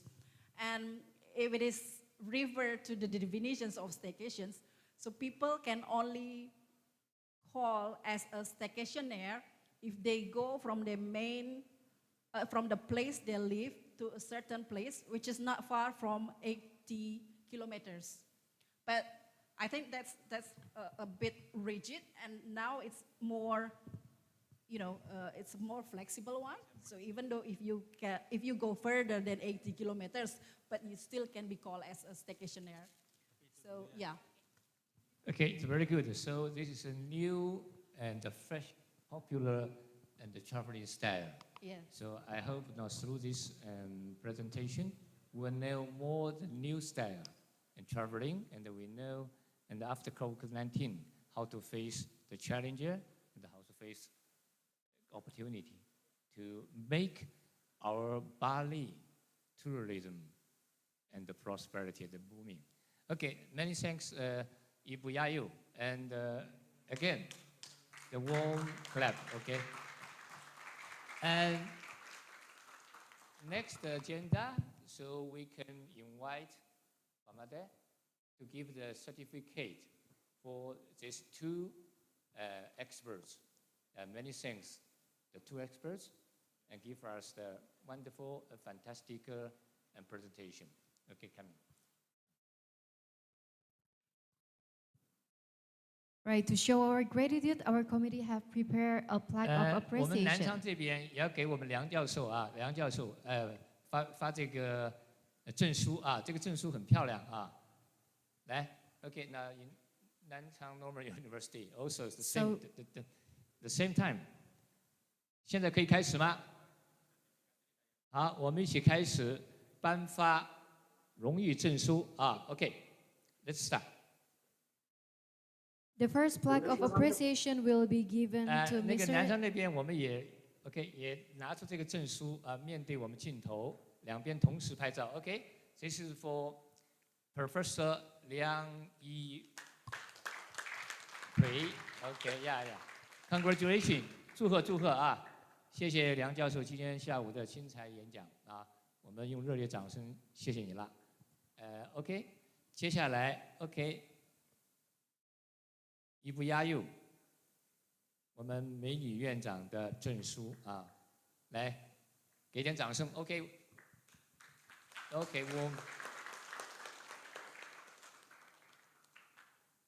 这个镜头可以多拍2个啊 ，take the photo 还有我们孔院的礼物啊，这个礼物非常的厚重啊，有很好的伞，还有水杯，还有我们 T 恤衫。Okay, this is a very good souvenir with the small pot and the umbrella and the T-shirt. It's very nice. Yeah, thank you. Yeah, thank you. Yeah. Okay, thank you. Yeah. Okay, take picture.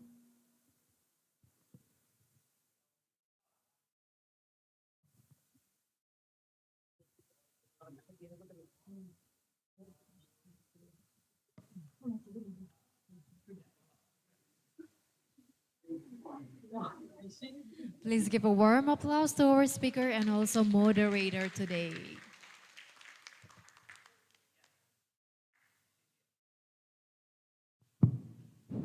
Okay, many thanks to all the students. You can stay here for longer. And later on, we can come to the next seminar. So we will invite 2 experts. One from Nanchang Normal University, the Dr. Zheng Xian Li. And the second, okay, warm. Clap. Yeah. The second one is your dean, is the Indonesia director, Dr. Sandra. Yeah. And first of all, for Sandra, yeah. Now the topic you know, I give you the Chinese. 宋英尼外交关系下的旅游外交啊 ，This is a very special topic. I can give you the English translation. Now, diplomacy, tourism based on culture, diplomatic relationship between China and Indonesia. Okay, warm welcome. Now, please. First of all, thank you very much for the moderator, Prof. Tao Xian Kuang. And ladies and gentlemen, let me to convey my PowerPoints. And my PowerPoint is based on my doctorate research at Faculty of Tourism, Udayana University. Okay, tourist China is so very important to be discussed in this meeting. Since you know that after COVID-19, the tourist China coming to Bali might be the smallest. Yeah. Why? Because until now, the government of China, People's Republic of China, still or doesn't open their border. So that now I would like to talk about the Chinese tourists in Bali before COVID-19, and then what is the best experience that we can take, the opportunity to make evaluation of the Chinese tourists when coming to Indonesia or coming to Bali, as well as we know that Chinese tourists in Bali, even though the biggest number, but there was a lot of issues, lot of problem. What is the issues? What is the problem? The first is Bali sold cheapest, or Bali dijual murah. And the second one is monkey business, or jual beli kepala.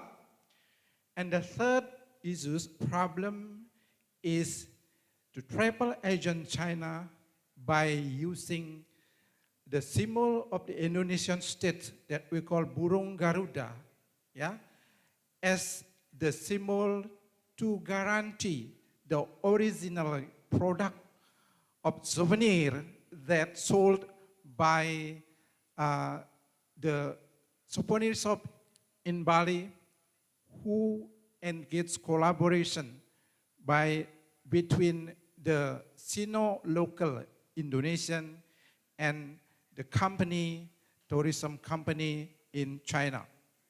So that in the new normal COVID-19 or post-COVID-19, we have to take good advantage from this evaluation, how we can prevent, how make prevention in order the issues before COVID-19 regarding the Chinese tourists, the issues, the problem of Chinese tourists doesn't occur. Okay, ladies and gentlemen, the background why Chinese tourists is so important to be discussed. Based on the data from 2013 until 2016, the Chinese tourists still to become the second after the tourist Australian. But from 2017 until 2018, the Chinese tourists to become #1. But 2019, the Chinese tourists to become #2 due to the problem that I had mentioned to all of you. So that we have to make some question based on the condition of Chinese tourists in Bali.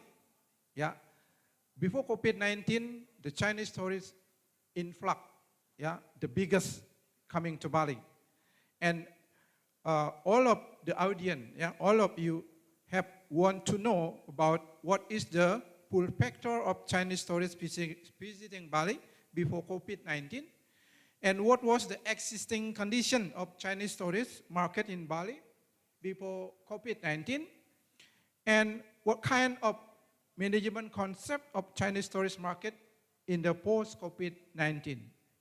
And to solve this problem, I use the 3 concepts and theory. The first is the tourism system model by Lefer, and the second is the broad context model or BCM from Weaver 2000 with the variable of visit intensity level and the regulation governing the intensity of visit. And the third is commodification of the past from Gigi Ashworth 1991. Ladies and gentlemen, the full factor of Chinese tourists visiting Bali based on the theory of tourism system model, we have to take into account that there is 2 regions that most important one before we discuss about the full factor. The first is the TGR that we call tourist generating region. And the second is TDR, tourist destination region. Our question is, what is the pull factor that belong to Bali so that a lot of Chinese tourists coming to Bali, visiting Bali? My answer based on my research is the first is Bali China cultural acculturation. As well as you know that Bali has 2 millennium or 2,000 years ago, Bali and China or Indonesia and China had conducted the cultural collaboration between 2 countries. And we can see from the evidence in Bali, from cultural heritage, there are a lot of Chinese temple in Bali. And in some Chinese village in Bali, there are Kampung Pecinan, the village of China tourists in some village tourist destination in Bali. And also, until now, the local people in Bali who believe in Hindu religion still use coin or Chinese coin as the one of the most important artifact to conduct the Bali Hindu religion ceremony. It means that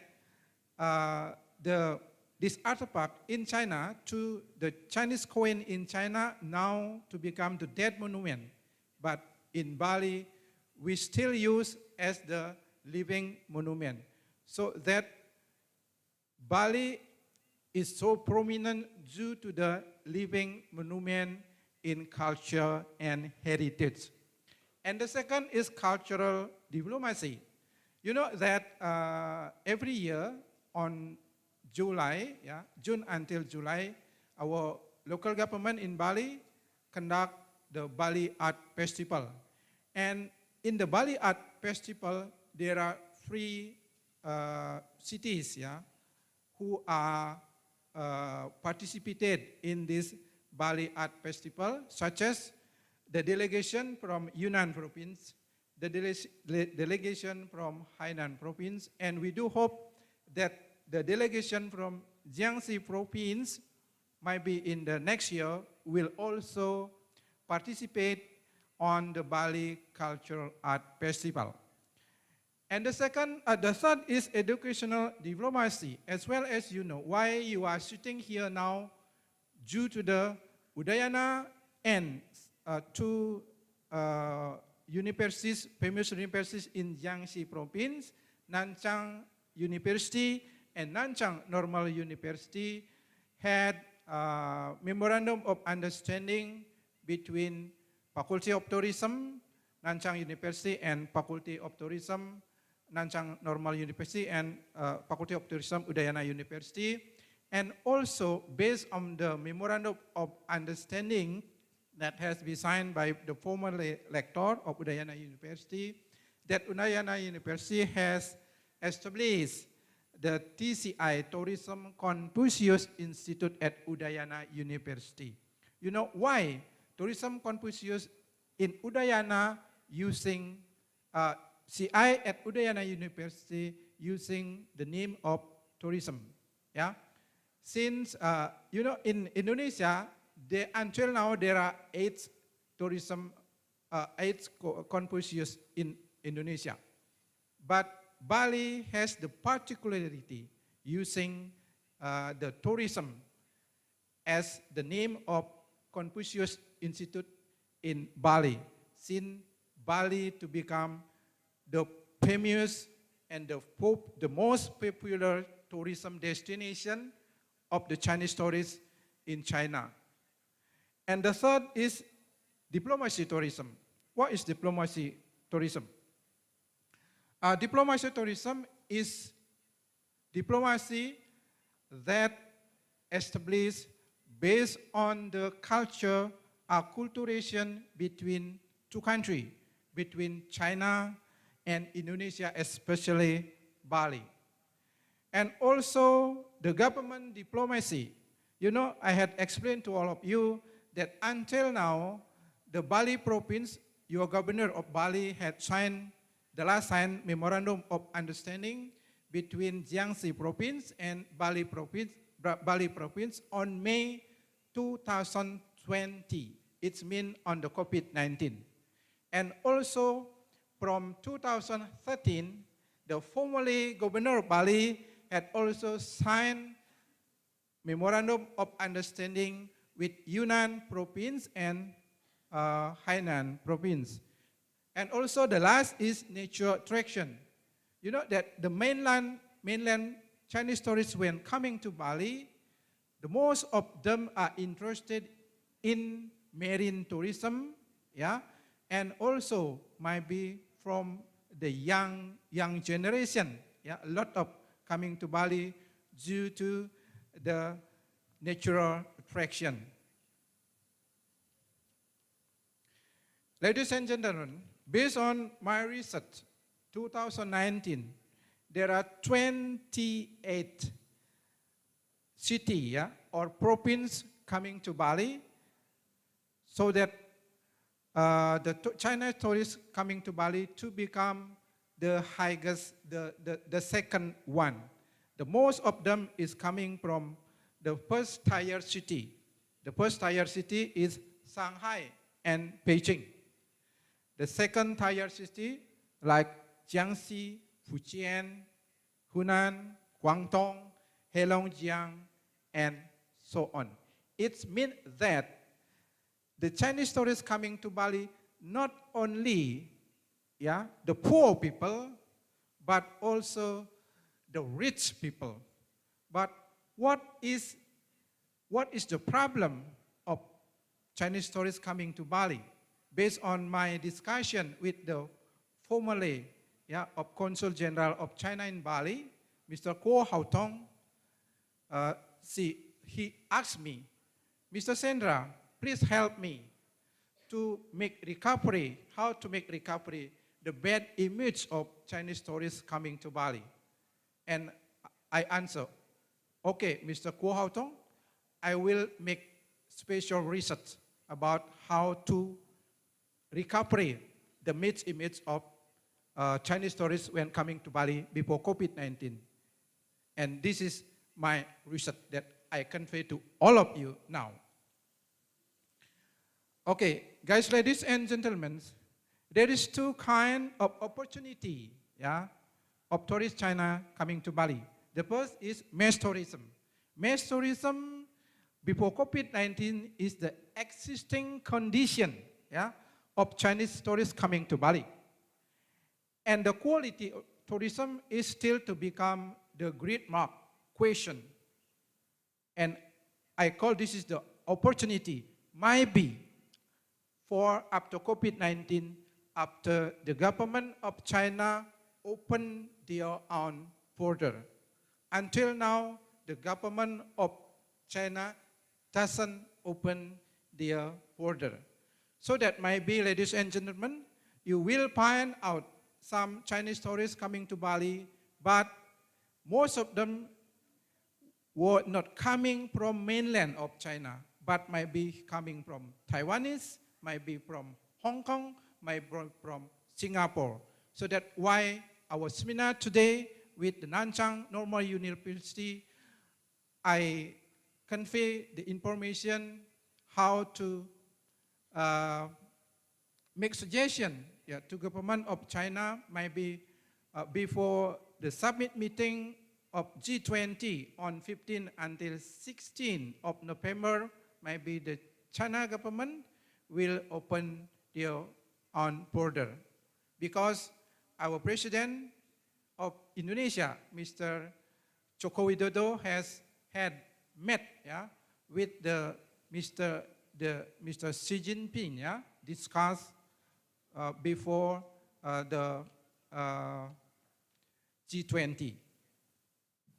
Ladies and gentlemen, based on the income, mass tourism coming to Bali is from 1,500 until 3,000 US dollar, and quality tourism, the disposable income from 3,000 until 5,000 US dollar.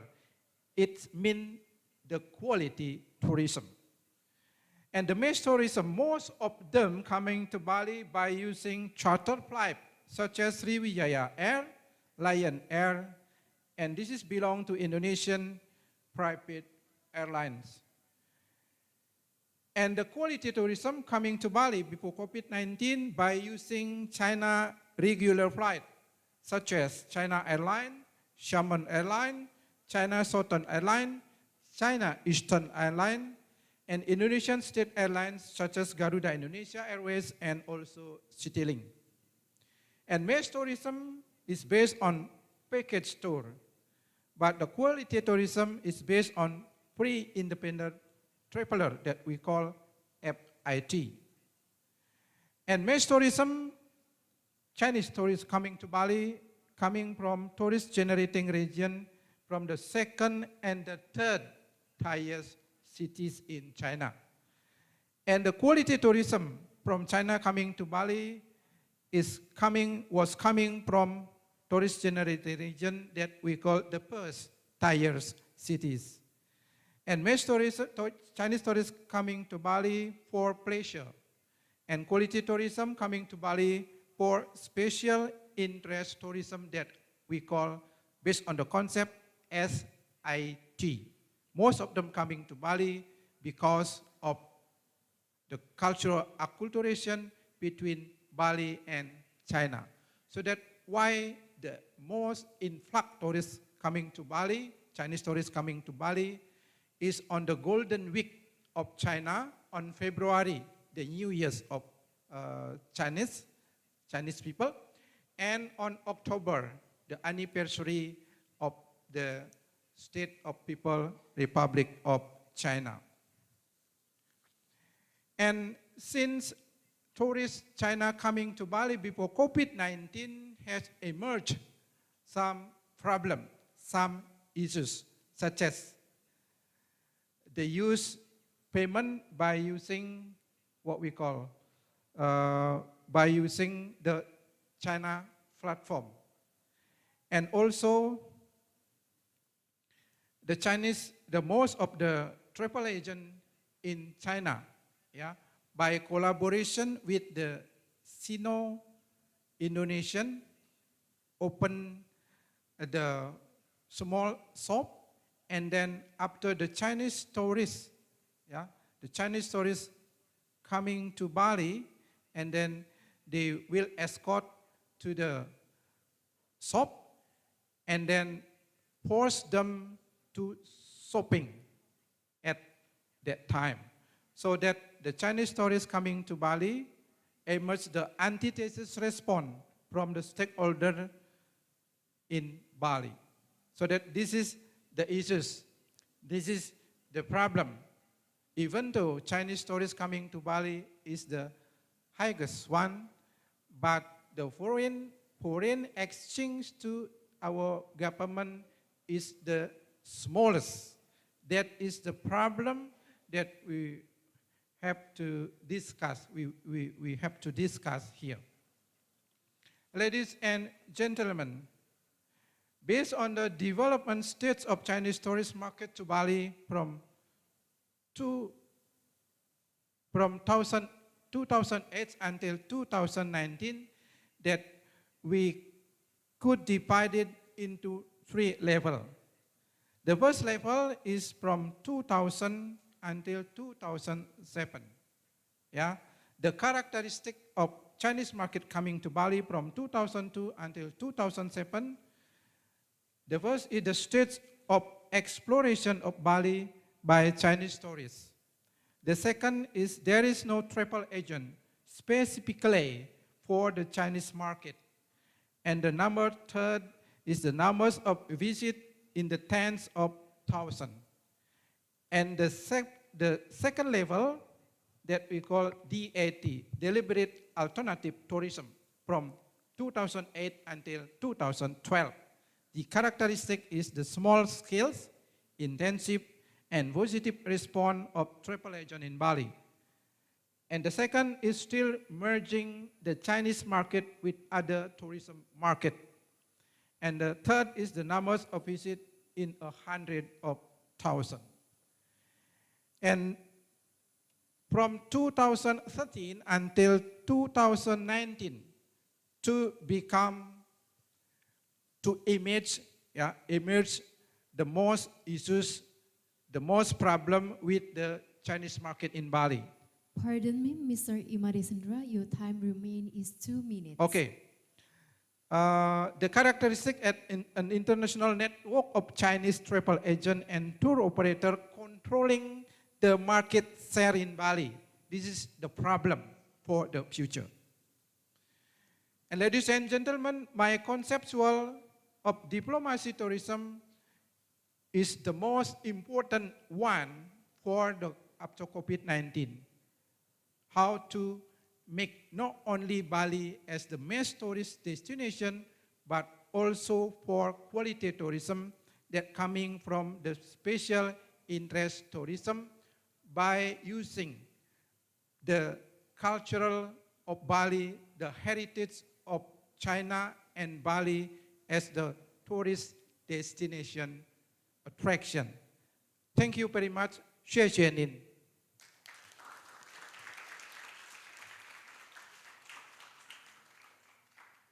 Okay, thank you very much for Dr. Sandra. Yeah.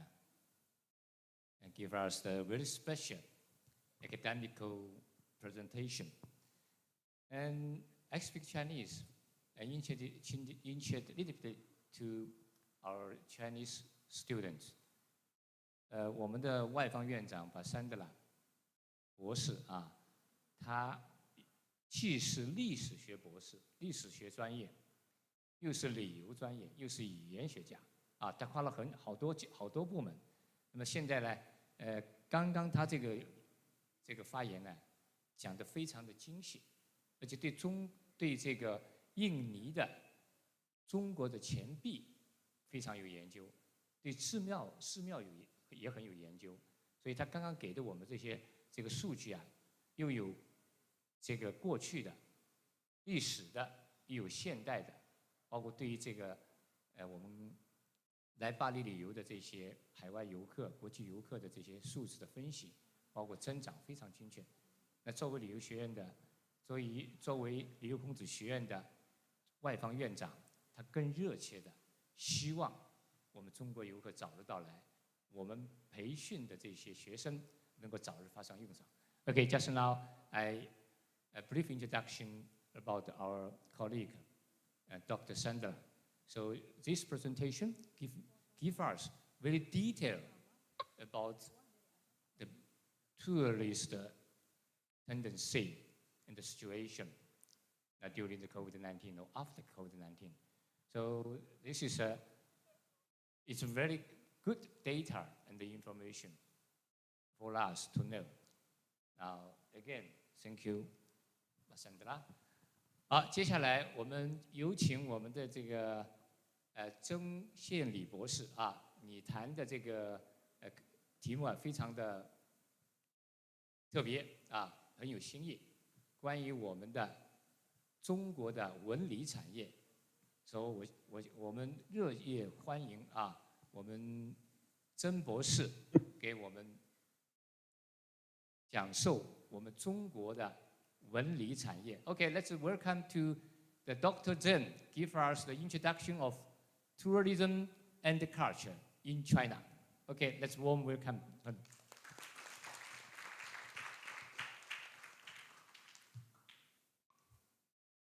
好的，我这边可以共享屏幕吗？现在可以。可以啊 ，OK， 可以看到吗？可以。可以。我就直接说中文啊。也可以说英文。各位领导、老师、同学们，大家下午好！非常荣幸能够受邀参加乌达雅那大学与南昌师范学院国际学术研讨会，与各位一起探讨新常态下旅游市场的机遇、挑战和复苏。本次研讨会我的汇报的主题是述说文旅。等会儿呢，我会从3个方面：系列数据、系列政策和系列转变去进行阐述。不妥之处，敬请各位批评指正。Good afternoon, dear professors and students. It is my great honor to be invited to participate in the International Academic Seminar of Udayana University and the Nanchang Normal University to discuss with you the opportunities, challenges, and recovery of the tourism market under the new normal. The theme of my report is Introduction of Cultural Tourism. Later, I will elaborate it from 3 aspects: data, of policies, and some changes. I greatly look forward to your comments and opinions. 首先，我们来数数据。10年来，我国的 A 级景区的数量从2012年的6042家，到2021年的14196家，足足增长了将近8000家。然后其中作为我们中国旅游景区标杆的5A 级景区，也从147家增长到了2021年的318家，增长了116%。不难发现呢，我国 A 级景区这个数量是呈现了显著的增加，同时旅游景区的品质有序提升，旅游景区的供给结构也是在不断的变化，我们的接待人次也是逐渐的上升，特别是2021年以来，随着新冠疫情的这个稳定呢，我们国家的 A 级景区的这个人员数量也是不断的恢复。First, let's take a look at some data. In the past 10 years, the number of 5A level scenic spots in China has increased from 6,042 in 2012 to 14,196 in 2021. Among them, the number of 5A scenic spots, the highest level of China's tourist attractions, has also increased from 147 to 318, increase of 116%. The number of 5A level tourist attractions in China has increased significantly. The quality of tourist attractions has been improved in an orderly manner. The supply structure of tourist attractions has been continuously optimized, and the number of tourists has steadily increased, especially since the year of 2021, with the betterment of the epidemic situation. Visitors to 5A level scenic spots has increased stably. 同时10年来呀，我们国家的文化和旅游的事业费用不断增长，占财政收入的这个比重也是在持续的增加。政府越来越重视文旅产业的发展。2021年，全国文化和旅游的这个事业费用达到了1132亿人民币，比2012年增长了95.6%。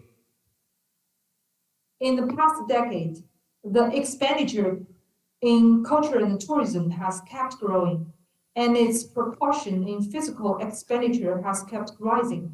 The government has paid more and more attention to the development of culture and tourism.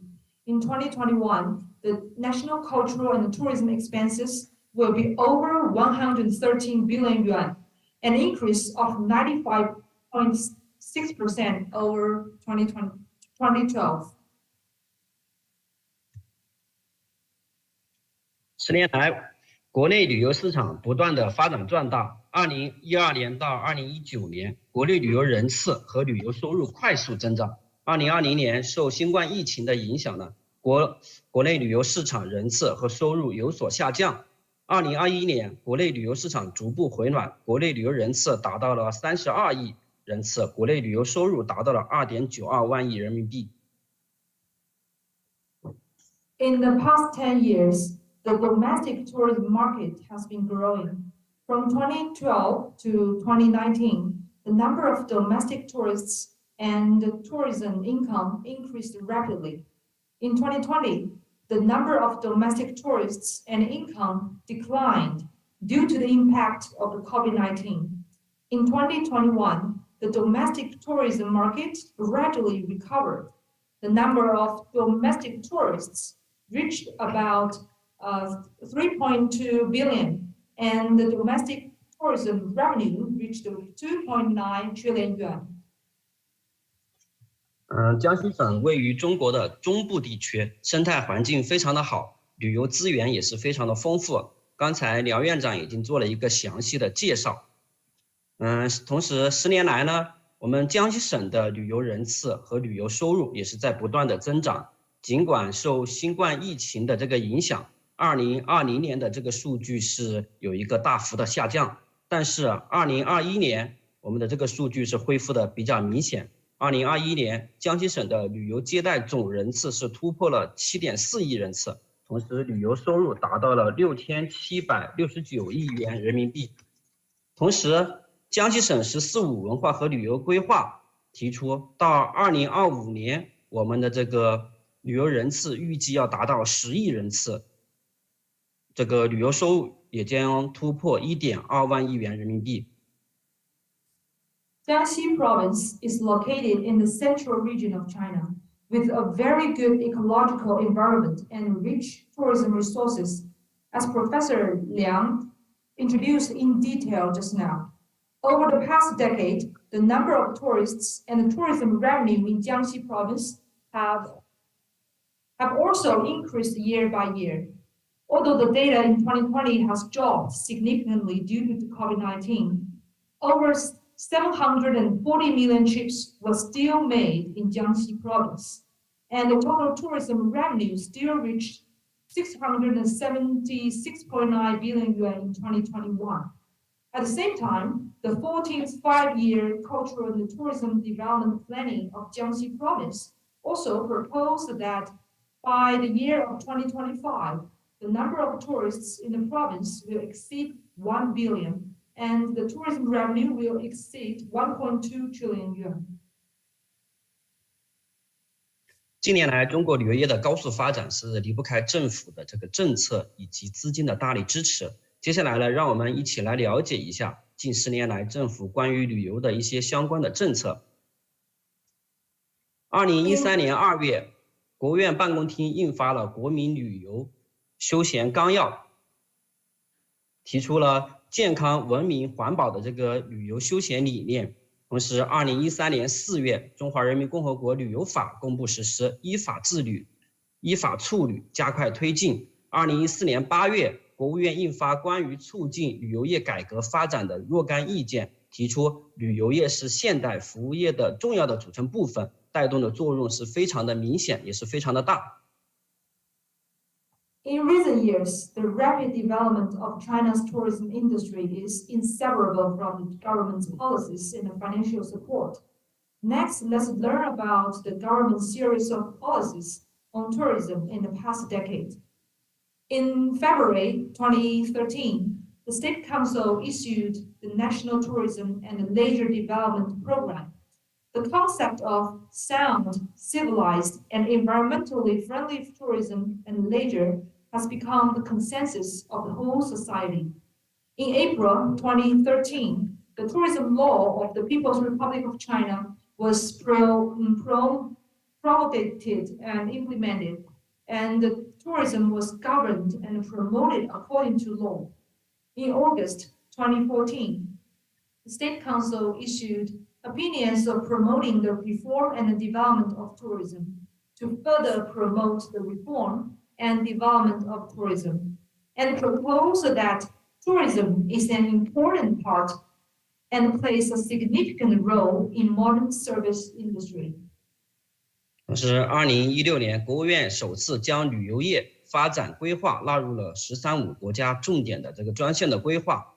2021年1月呢，国务院又印发了“十四五”的这个旅游业发展规划，提出文化和旅游要深度的融合，同时我们要建设一批富有文化底蕴的世界级旅游景区和度假区。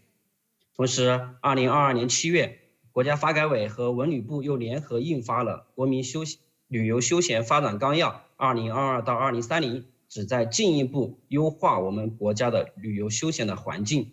我国旅游业的整体实力和竞争力明显提升，逐步迈向世界旅游强国。In December 2016, the State Council for the first time incorporated the Tourism Development Plan into the 13th five-year National Key Special Plan and issued the 13th five-year Tourism Development Plan. In January 2022, the State Council issued the 14th five-year plan for tourism development, putting forward the deep integration of culture and tourism, and building a number of world-class tourist attractions in the resorts with rich cultural heritage. In July 2022, the National Development and Reform Commission and the Ministry of Culture and Tourism jointly issued the National Tourism and Leisure Development Program from the year of 2022 to 2030, aiming to further optimize China's tourism and leisure environment, improve the relevant public service system, better the quality of products and services, enrich the continuation of tourism and leisure, and promote the integration of related industries.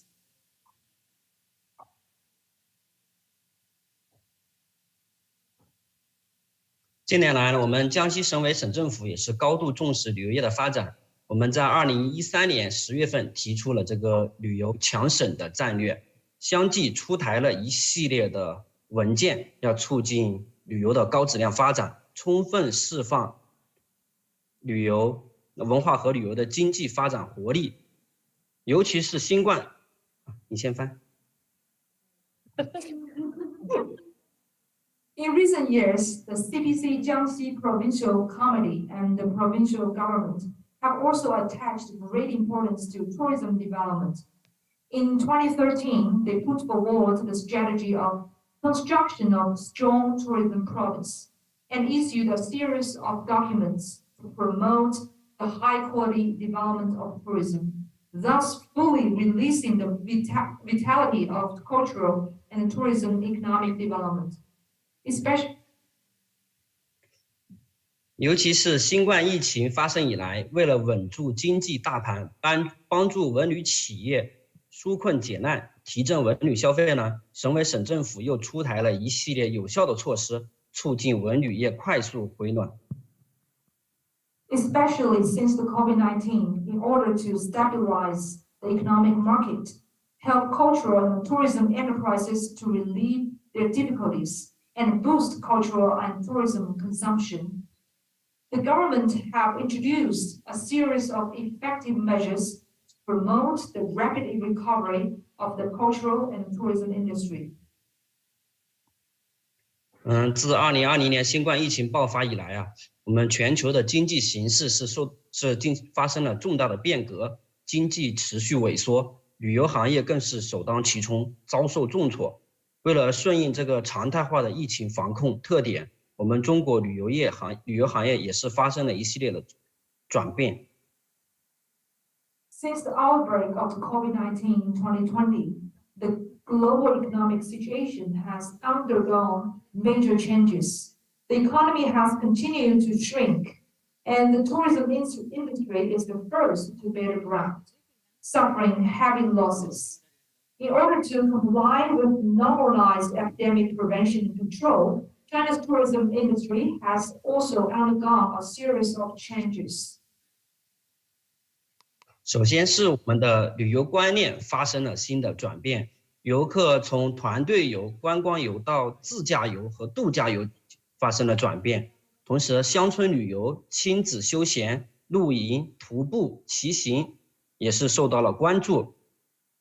年轻群体的反向旅游也带动了非常多的新兴小众的旅游目的地。First of all, there has been a new change in tourism concept. The way of travel for tourists have changed from pursuing package tours and sightseeing tours to road trips and vacation tours. Rural tourism, parent-child leisure, camping, hiking, cycling, and other new tourism formats have attracted much attention.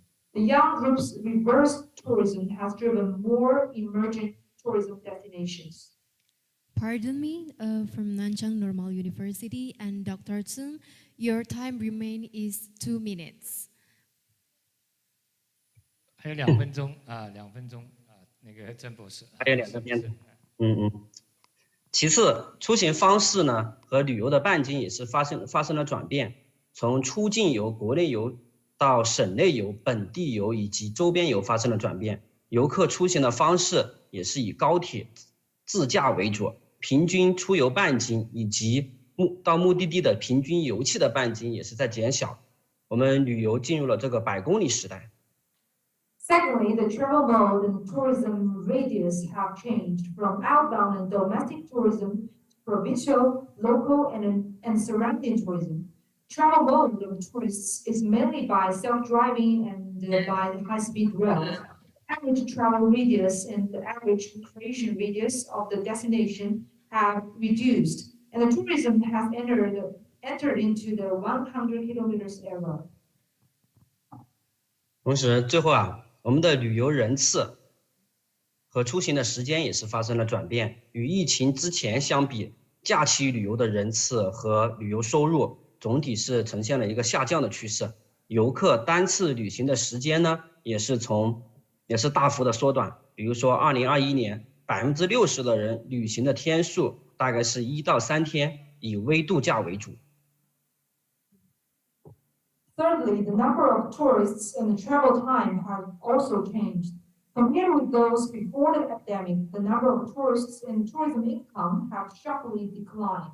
The number of days for tourists to travel in a single time is drastically reduced, and the frequency of the travel is increased. In the year of 2021, 61.6% of tourists will travel for 1 to 3 days, mainly for micro vacations.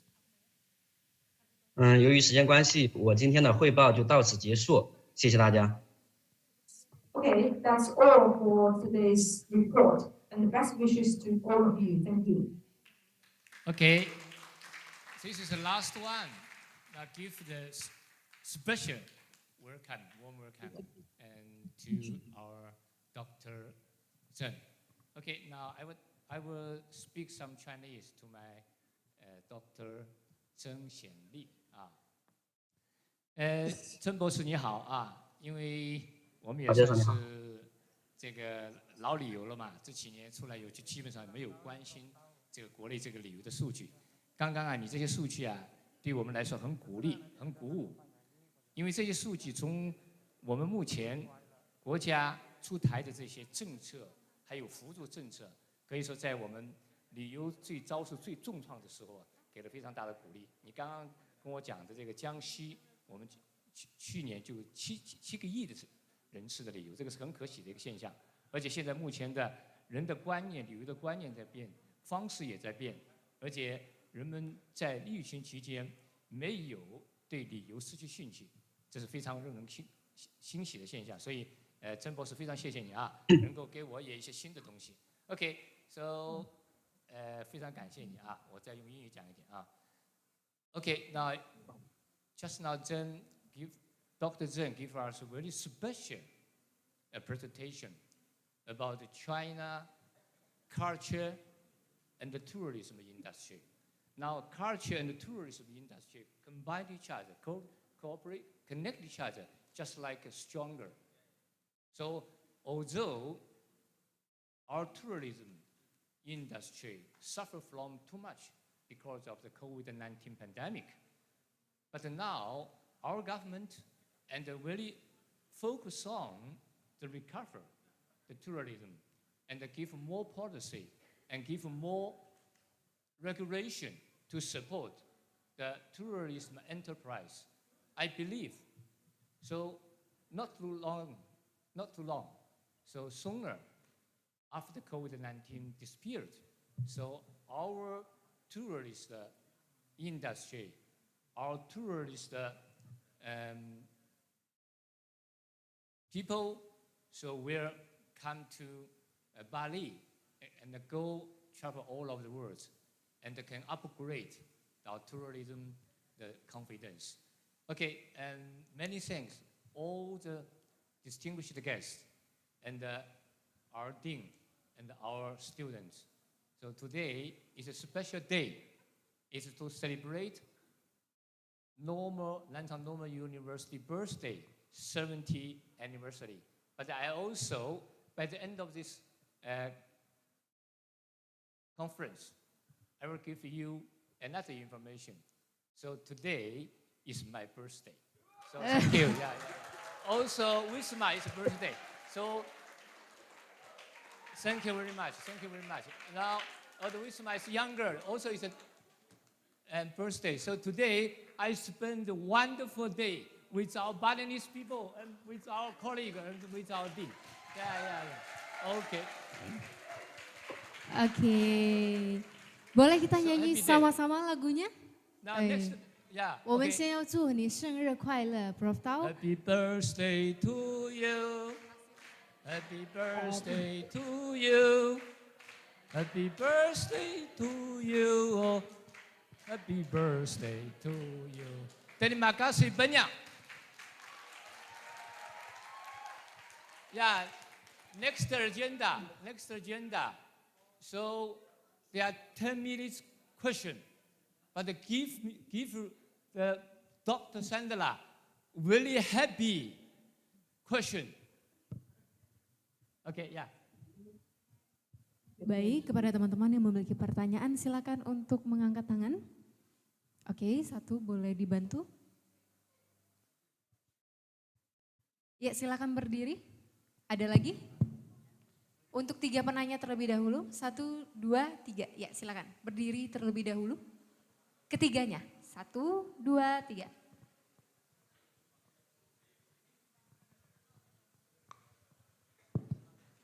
All right. Thank you for the opportunities that have been given to me. First of all, I was amazed with the presentation of Mr. Sandra, and I appreciate it a lot.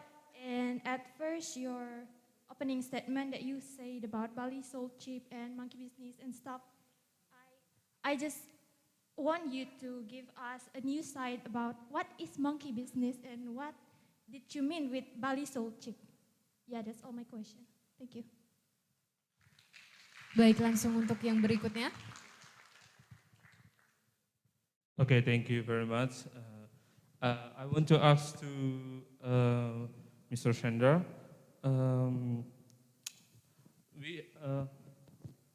How should we respond or real action from us as tourists or host for the tourists themselves? Can I repeat once again? Ya, boleh diulangi sekali dengan bahasa Inggris dan bahasa Indonesia ya. Okay. How should we respond or real action from us as tourists or host for the tourists themselves? Untuk bahasa Indonesia sendiri yaitu bagaimana harusnya kita menyikapi atau aksi nyata dari kita sebagai wisatawan ataupun tuan rumah itu sendiri untuk menyikapi tentang isu-isu dan masalah-masalah yang terjadi di Bali dan isu-isu tentang negara Cina untuk ke Bali. Okay, one more from Nanchang Normal University. Now maybe 3 questions. And 方杰，刘院长，我们那边学生准备提个什么问题啊？如果不清楚的话呢，把信息发给我，我等一下翻译给Sandra。有没有现场提问的？把名字报一报。有没有？好。用中文说听。中文也可以啊，没关系啊，我在这边给你翻译。你好，亲爱的桑德拉博士，我想问的问题是：现在我们中国越来越多的人会去巴厘岛旅游，那么对于我们中国游客来说，我们入境的困难在哪里呢？好，你这样。你那个方杰，你把他的名字报给我，再把他的问题报给我，让Sandra现在先用英文跟回答前面2个问题，好吗 ？Okay, but Sandra, you can answer the 2 questions first. Yeah, you can answer 2 questions. Now later I will get the.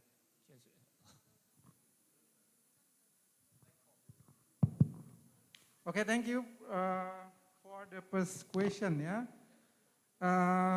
what is the meaning of Bali sold cheap? And what is the meaning of monkey business? Okay, Bali sold cheapest, or in Bahasa Bali, dijual murah. Why this phenomenon occur in Bali? This is based on the policy of our ministry, of our tourism ministry, that at the first when Jokowi Widodo to become the first position of president, the first period to become president in Indonesia, and how to make the 20 million tourists coming to Indonesia, so that you know that Bali is the most popular. It means that the government hope that Bali will give contribution 40% from the 20 million tourists coming to Bali. The question, what should Bali did in order to make a lot of Chinese tourists coming to Bali? So that the Minister of Tourism to invite some travel agent in China in order they could make the direct flight from some tourist generating region from China, which didn't could connect by flight from Garuda Indonesia and CityLink as well. So that some travel agent in China to make memorandum of understanding with the company of flight in Indonesia, national company flight in Indonesia, such as Sriwijaya Air.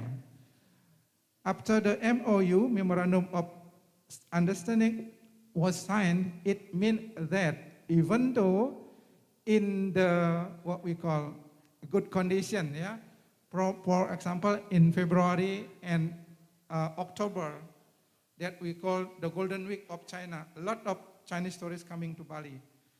But when on, for example, April, May, and so on, there is small Chinese tourists coming to Bali. So that the travel agent in China make gimmick promotion. It means that even though you have only 1,500,000 rupiah, the Chinese tourists could come to Bali. And the question, how could the travel agent will recover from the what we call money that has given to the tourists?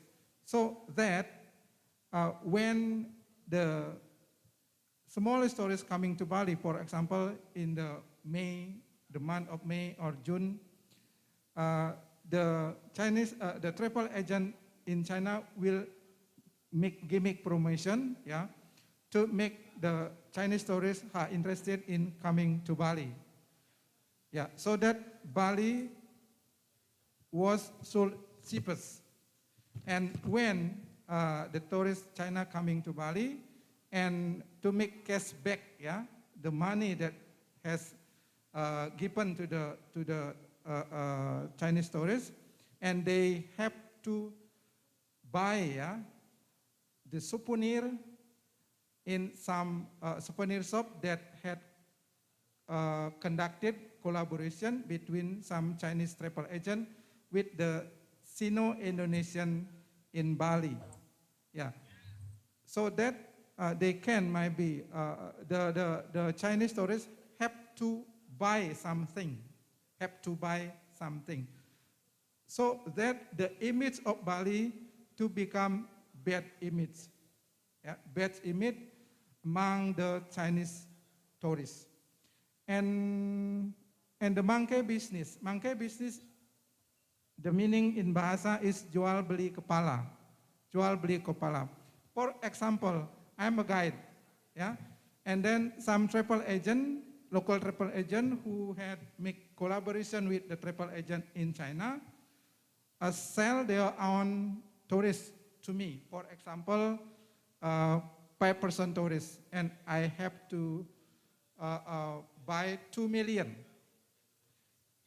And then how to make the Chinese tourists in order they would like to buy a lot of things in Bali. So that if the tourists do not buy something, it means my money as the tourist will be loose. So that is meaning jual beli kepala or monkey business. But if the tourists, for example, will buy a lot of souvenir, maybe from the 5 tourists you will earn money, maybe 10 million, it means that is good condition. That is, I call jual monkey business. And the second question, what must the stakeholder do in Bali, regarding the bad impact of Chinese tourists coming to Bali? The first is our government in Bali have to make regulation, how to regulate the Chinese market. Since the Chinese market has special characteristic. It's very, very different with the Japanese market, the Australian market. Why? Because in bahasa Indonesia, jeruk makan jeruk. Yeah. The Chinese travel agent will eat, will eat their own Chinese people. Yeah. It means jeruk makan jeruk. So that in order to make this phenomenon to become disappear, that our local government have to make special regulation to manage the Chinese market. This is my suggestion. For example, the Chinese tourists coming to Bali, when they pay something by using the WeChat Pay, the WeChat payment. The WeChat payment, it means that when the Chinese tourists make shopping in certain shopping shop, then they didn't use cash money, but just only by WeChat Pay. It means that the money will back again to China. This is the problem of Chinese market in Bali. Thank you very much. Okay. Thanks, Pak Sandra, Pak. Makasih. But there is a very simple question. Just now, the student from Nanchang Normal University, Miss Luo Wenyin, Miss Luo, so she asked one interesting question. So she asked Pak Sandra, so we are interested in coming to Bali, but what any obstacle come to Bali? Obstacle. What's the difficult? So, Okay. 等一下，这个问题很简单。等Sandra完了以后，我们私聊啊，我非常清楚啊。This is a very simple question. After Sandra finishes the question, I can speak in Chinese with you. Yeah, no problem. Okay, thank you very much. A good question. We do hope that after COVID-19, post-COVID-19, that the Chinese tourists will recover coming to Bali. I think, from my perspective and from my research, doctorate research, that the most problem is the policy of the People Republic, the government of People Republic of China. Yeah, until now, the presidency, doesn't open the border of the China country. And the second, the China country, by using zero COVID-19 in China, I think that is impossible. I think it is impossible, zero COVID-19.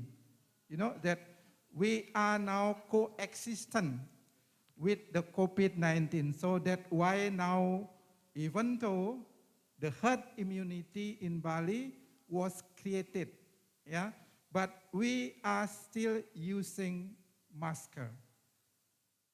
That is my answer. In Bali, or especially in Indonesia, our government had issued regulation. All of the regulation, give you the easy way, traveling to Bali. If you providing that you have vaccine, the first and the second, and maybe booster, if you come to Bali, travel to Bali, there is no problem for you. After coming to Bali and then check in the hotel, and there is no problem with your COVID-19, and you can freely, traveling to all over of Bali. I think it is very, very easy travel to Indonesia, especially to Bali. But the problem is, until now, there is no Chinese tourists from mainland. I mean Chinese from China, visiting to Bali. Why? Because your government still providing that the staff of company, yeah, from China visiting Bali, and then after that, back to China, they have to make quarantine 2 weeks until 3 weeks. That is impossible for you if you are staff of company. I think the problem is in your country, not my country as the tourist destination region. Thank you very much.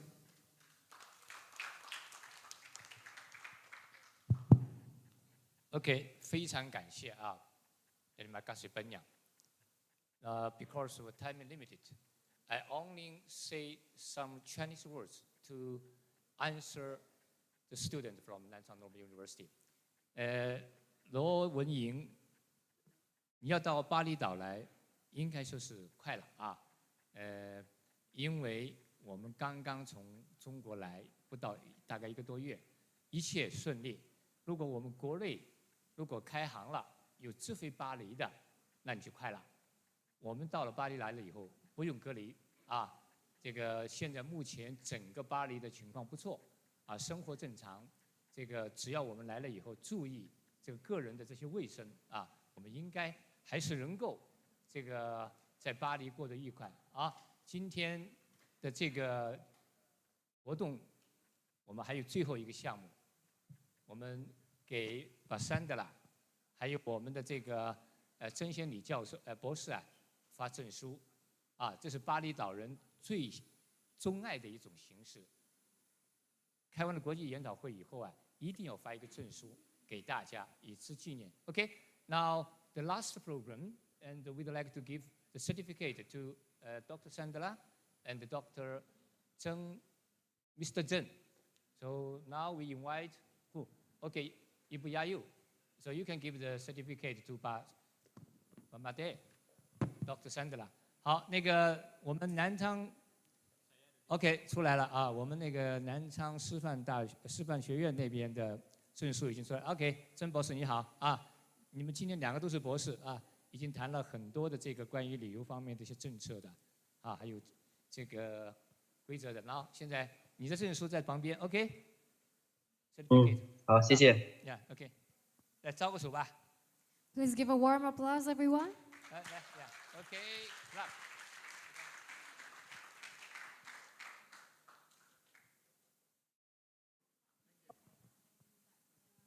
Yeah, very good. So two speakers to shake hands and make the final decision. 好，谢谢啊。今天我们要非常感谢我们南昌师范学院的宋乃康主任，还有我们的刘玉凤主任，谢谢你们为这次2边的国际研讨会远隔千里能够开得这么成功，谢谢大家了啊！我们国内已经是快天黑了啊，你们做了这么长的时间，表示深深的感谢啊。OK， 再见啊！千里之遥的巴黎跟你们招手了，欢迎你们早日来啊！好 ，many thanks. So all the students, all leader. So this is a very special seminar, and between China and Bali. So through this kind of international seminar, we can strengthen our relationship. We can strengthen our cooperation. So Nanchang Normal University always welcome all the students from Faculty of Tourism at Udayana University to Jiangxi, to China, to have a good look and experience the Chinese tourist resources. We also invite the students from Nanchang Normal University to come to Bali. So I think Bali is a romantic island. So it's a very good island. So I like Bali. Saya suka Bali. Saya cinta Bali. Okay, thank you.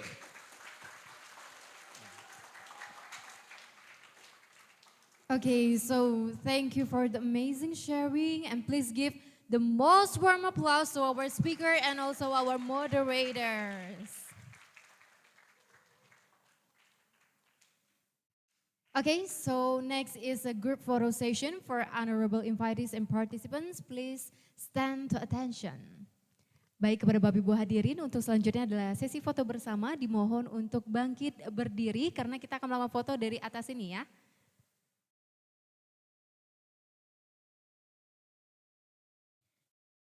Check. Next is a group photo session for all honorable invitees and participants. Please stand to attention.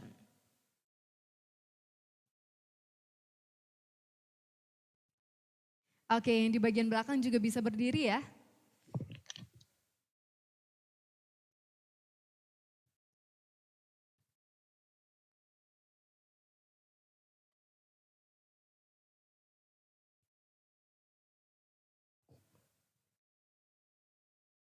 Oke, yang di belakang mungkin boleh maju ke tengah sedikit, boleh kok. Oke, yang sebelah sini boleh merapat sedikit. Boleh ke sebelah, oke. I artinya 1, artinya 2, san artinya 3, oke? Sama-sama, I, san. Nah, kalau saya bilang si gua tian bu tian, jawabnya tian, bisa ya? Si gua tian bu tian? Oke, luar biasa. Oke, lagi? Oke, sekali lagi ya. Bentuk love-nya, hatinya, ya love ya tangannya. Bisin. Oke, sama-sama 1, 2, 3. I, san, si gua tian bu tian? Yes, okay. Thank you semuanya. Participants are welcome to sit back. Bapak Ibu hadirin dipersilakan untuk duduk kembali.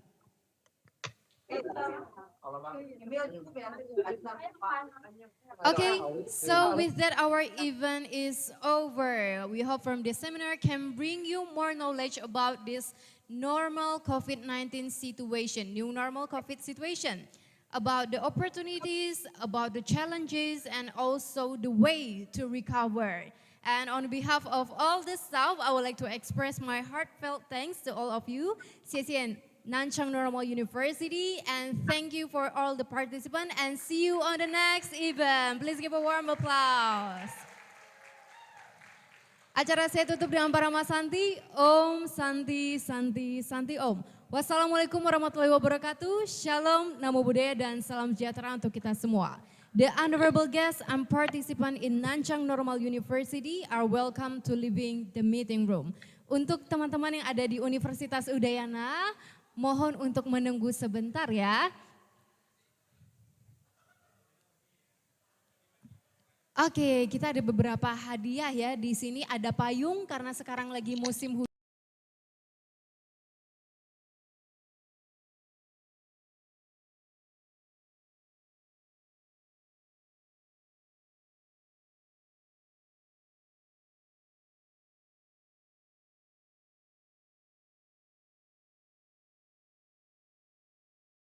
Maju ke depan.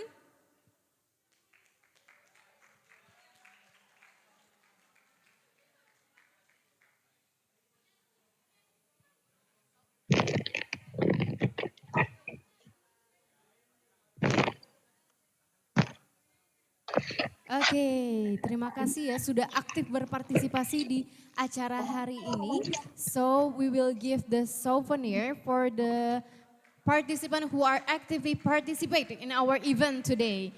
Oke, untuk souvenirnya akan diserahkan oleh Bapak Dr. Andes Imade Sendra untuk membantu menyerahkan souvenir. Oke. Coba bahasa Mandarin dulu satu kata aja. Masa sih nggak bisa? Tadi 1, 2, 3 apa bahasa Mandarinnya? Minta tolong mikrofonnya. Cek.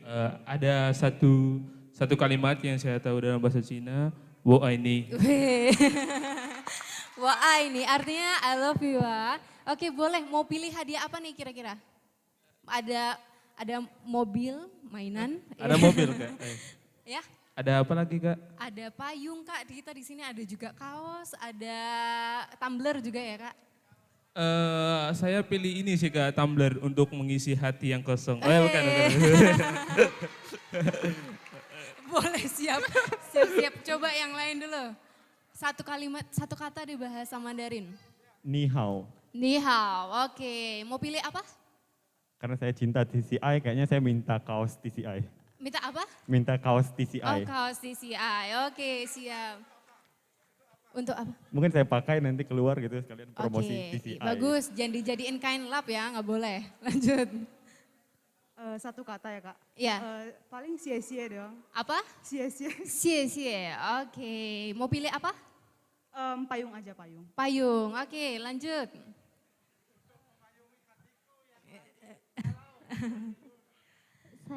Saya tidak tahu bahasa Cina. Saya taunya tadi ni hao. Oh, jangan, harus yang baru, yang baru. Apa ya? Ya udah 1, 2, 3 bahasa Mandarinnya apa? Tadi kan baru tuh. I, sama apa? San, Iya, diteriakin. San. San, oke. Mau pilih hadiah apa? Aku mau payung. Oh, payung. Oke, silakan Bapak untuk memberikan souvenir kepada teman-teman kita yang sudah aktif dan partisipasi. Tepuk tangan dulu dong untuk teman-temannya.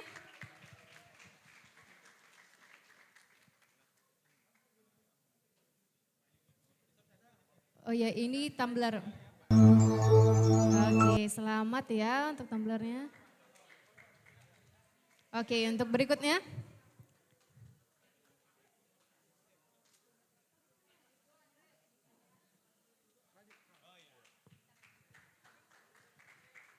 Oke, lanjut ke berikutnya. Payung, Pak, ini payung. Payung ya.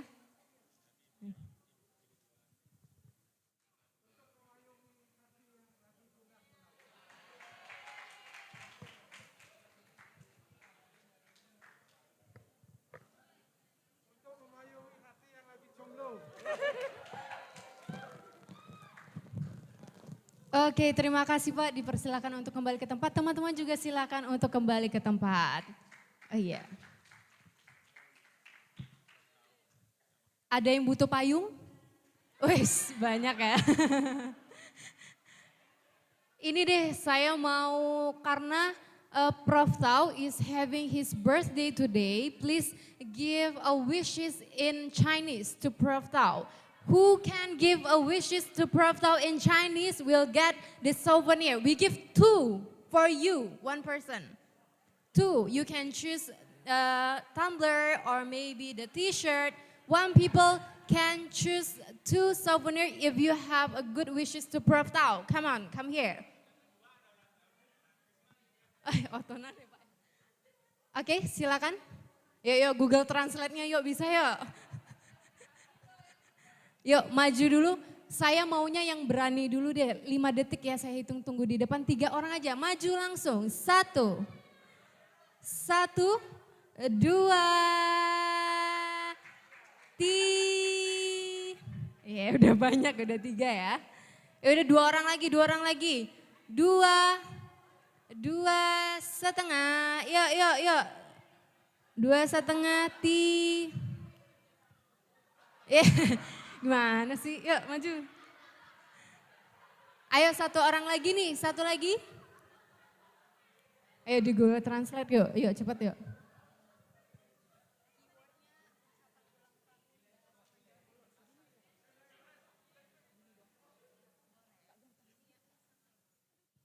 Okay.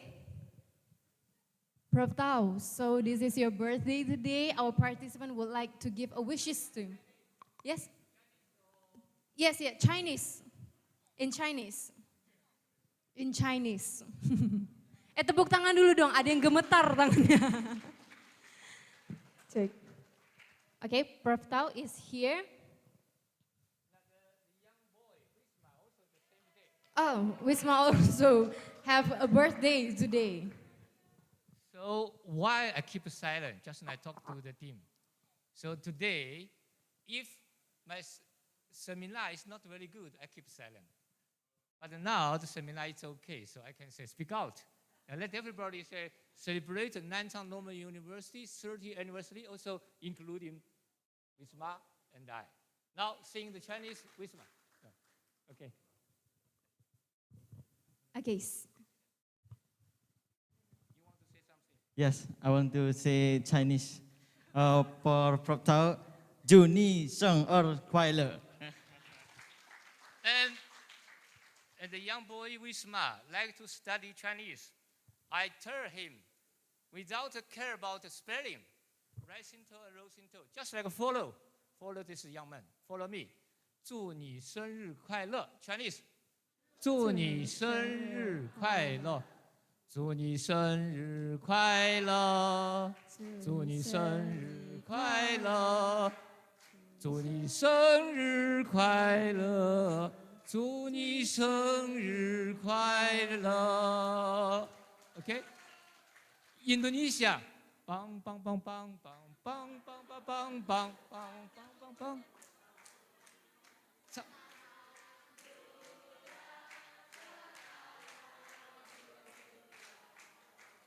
当当当当当当当当当当。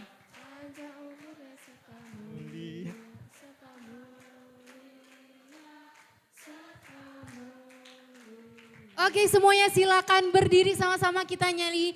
祝你生日快乐，祝你生日，祝你生日快乐。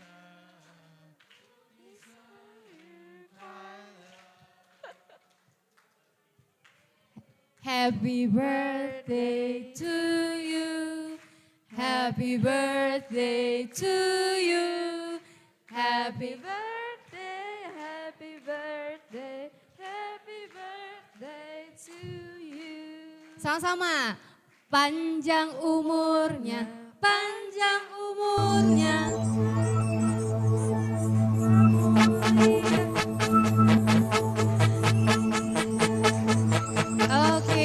Hari ini hari yang kau tunggu, bertambah 1 tahun usiamu, bahagialah kamu. Yang ku beri bukan jam dan cincin, bukan seikat bunga atau puisi, juga kalung hati. Maaf, bukannya pelit atau gak mau, gak modal dikit yang ingin aku beri padamu. Doa tulus hati. Moga Tuhan melindungi tercapai semua angan dan cita-citamu. Mudah-mudahan diberi umur panjang, sehat selama-lamanya. So, terima kasih banyak. Just now, I will cry. I'm so moving. Moga Tuhan melindungi kamu, serta tercapai semua angan dan cita-citamu. Mudah-mudahan diberi umur panjang, sehat selama-lamanya. 谢谢谢谢，非常感谢啊。So I leave my home far away, maybe around more than 10,000 kilometers. But I'm oh first okay 1 2 3.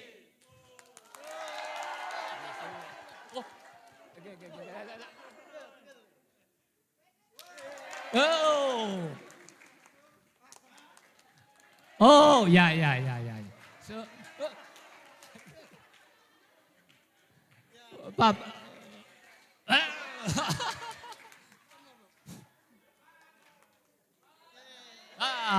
Okay. Happy day. Young boy.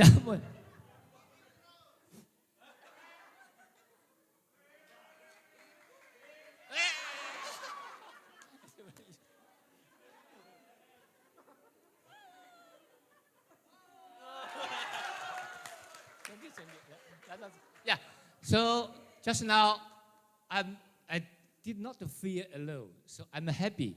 So we just like live in the Balinese family with my very good friend, just like a relative. So terima kasih everybody. So I'm happy day. Do you know my age? Can you guess? Children. I am. Yeah, turn back. Now this is very interesting. Now I am 66. When you turn back, it's 99. Okay, yeah, terima kasih. So I try to keep younger, and with all the Balinese people, the actors. Okay, so the beautiful lady can say so much for today.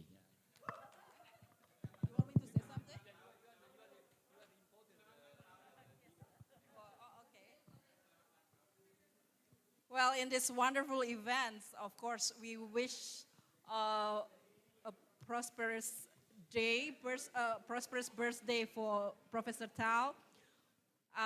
And of course, we hope all the best and prosperity,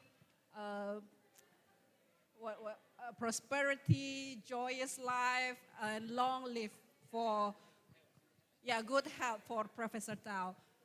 And once again, your birthday too, sorry. Selamat ulang tahun ya.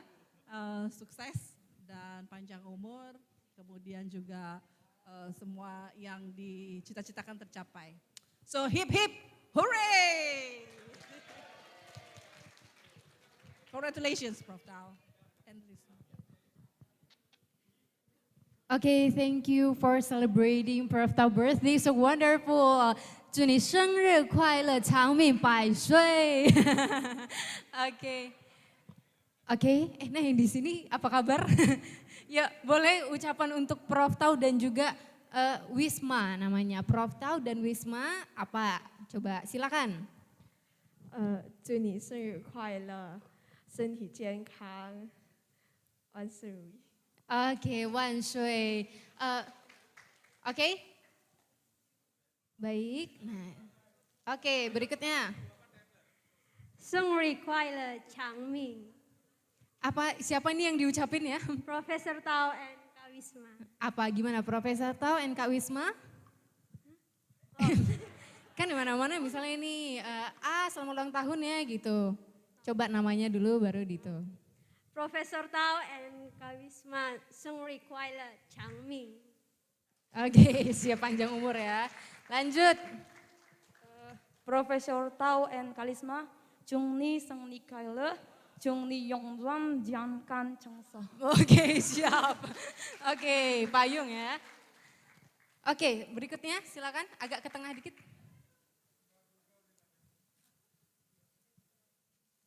Iya. Prof. Tao and Wisma, 祝您生日快乐。 Oke, thank you. Terima kasih semuanya. Silakan untuk kembali ke tempat. Ya, silakan. Ya, mungkin kita bagi-bagi payung di acara berikutnya ya, teman-teman. Terima kasih sudah hadir hari ini Fakultas Pariwisata. Sekali lagi selamat ulang tahun untuk Prof. Tao Wisma dalam bahasa Mandarin. 祝你生日快乐. 1, 2, 3. Oke, terima kasih mungkin untuk ini saja. Sampai di sini acara kita hari ini. Sampai jumpa di event-event berikutnya. Teman-teman dipersilakan untuk meninggalkan ruangan. Please give a warm applause to us today. Bagi teman-teman datang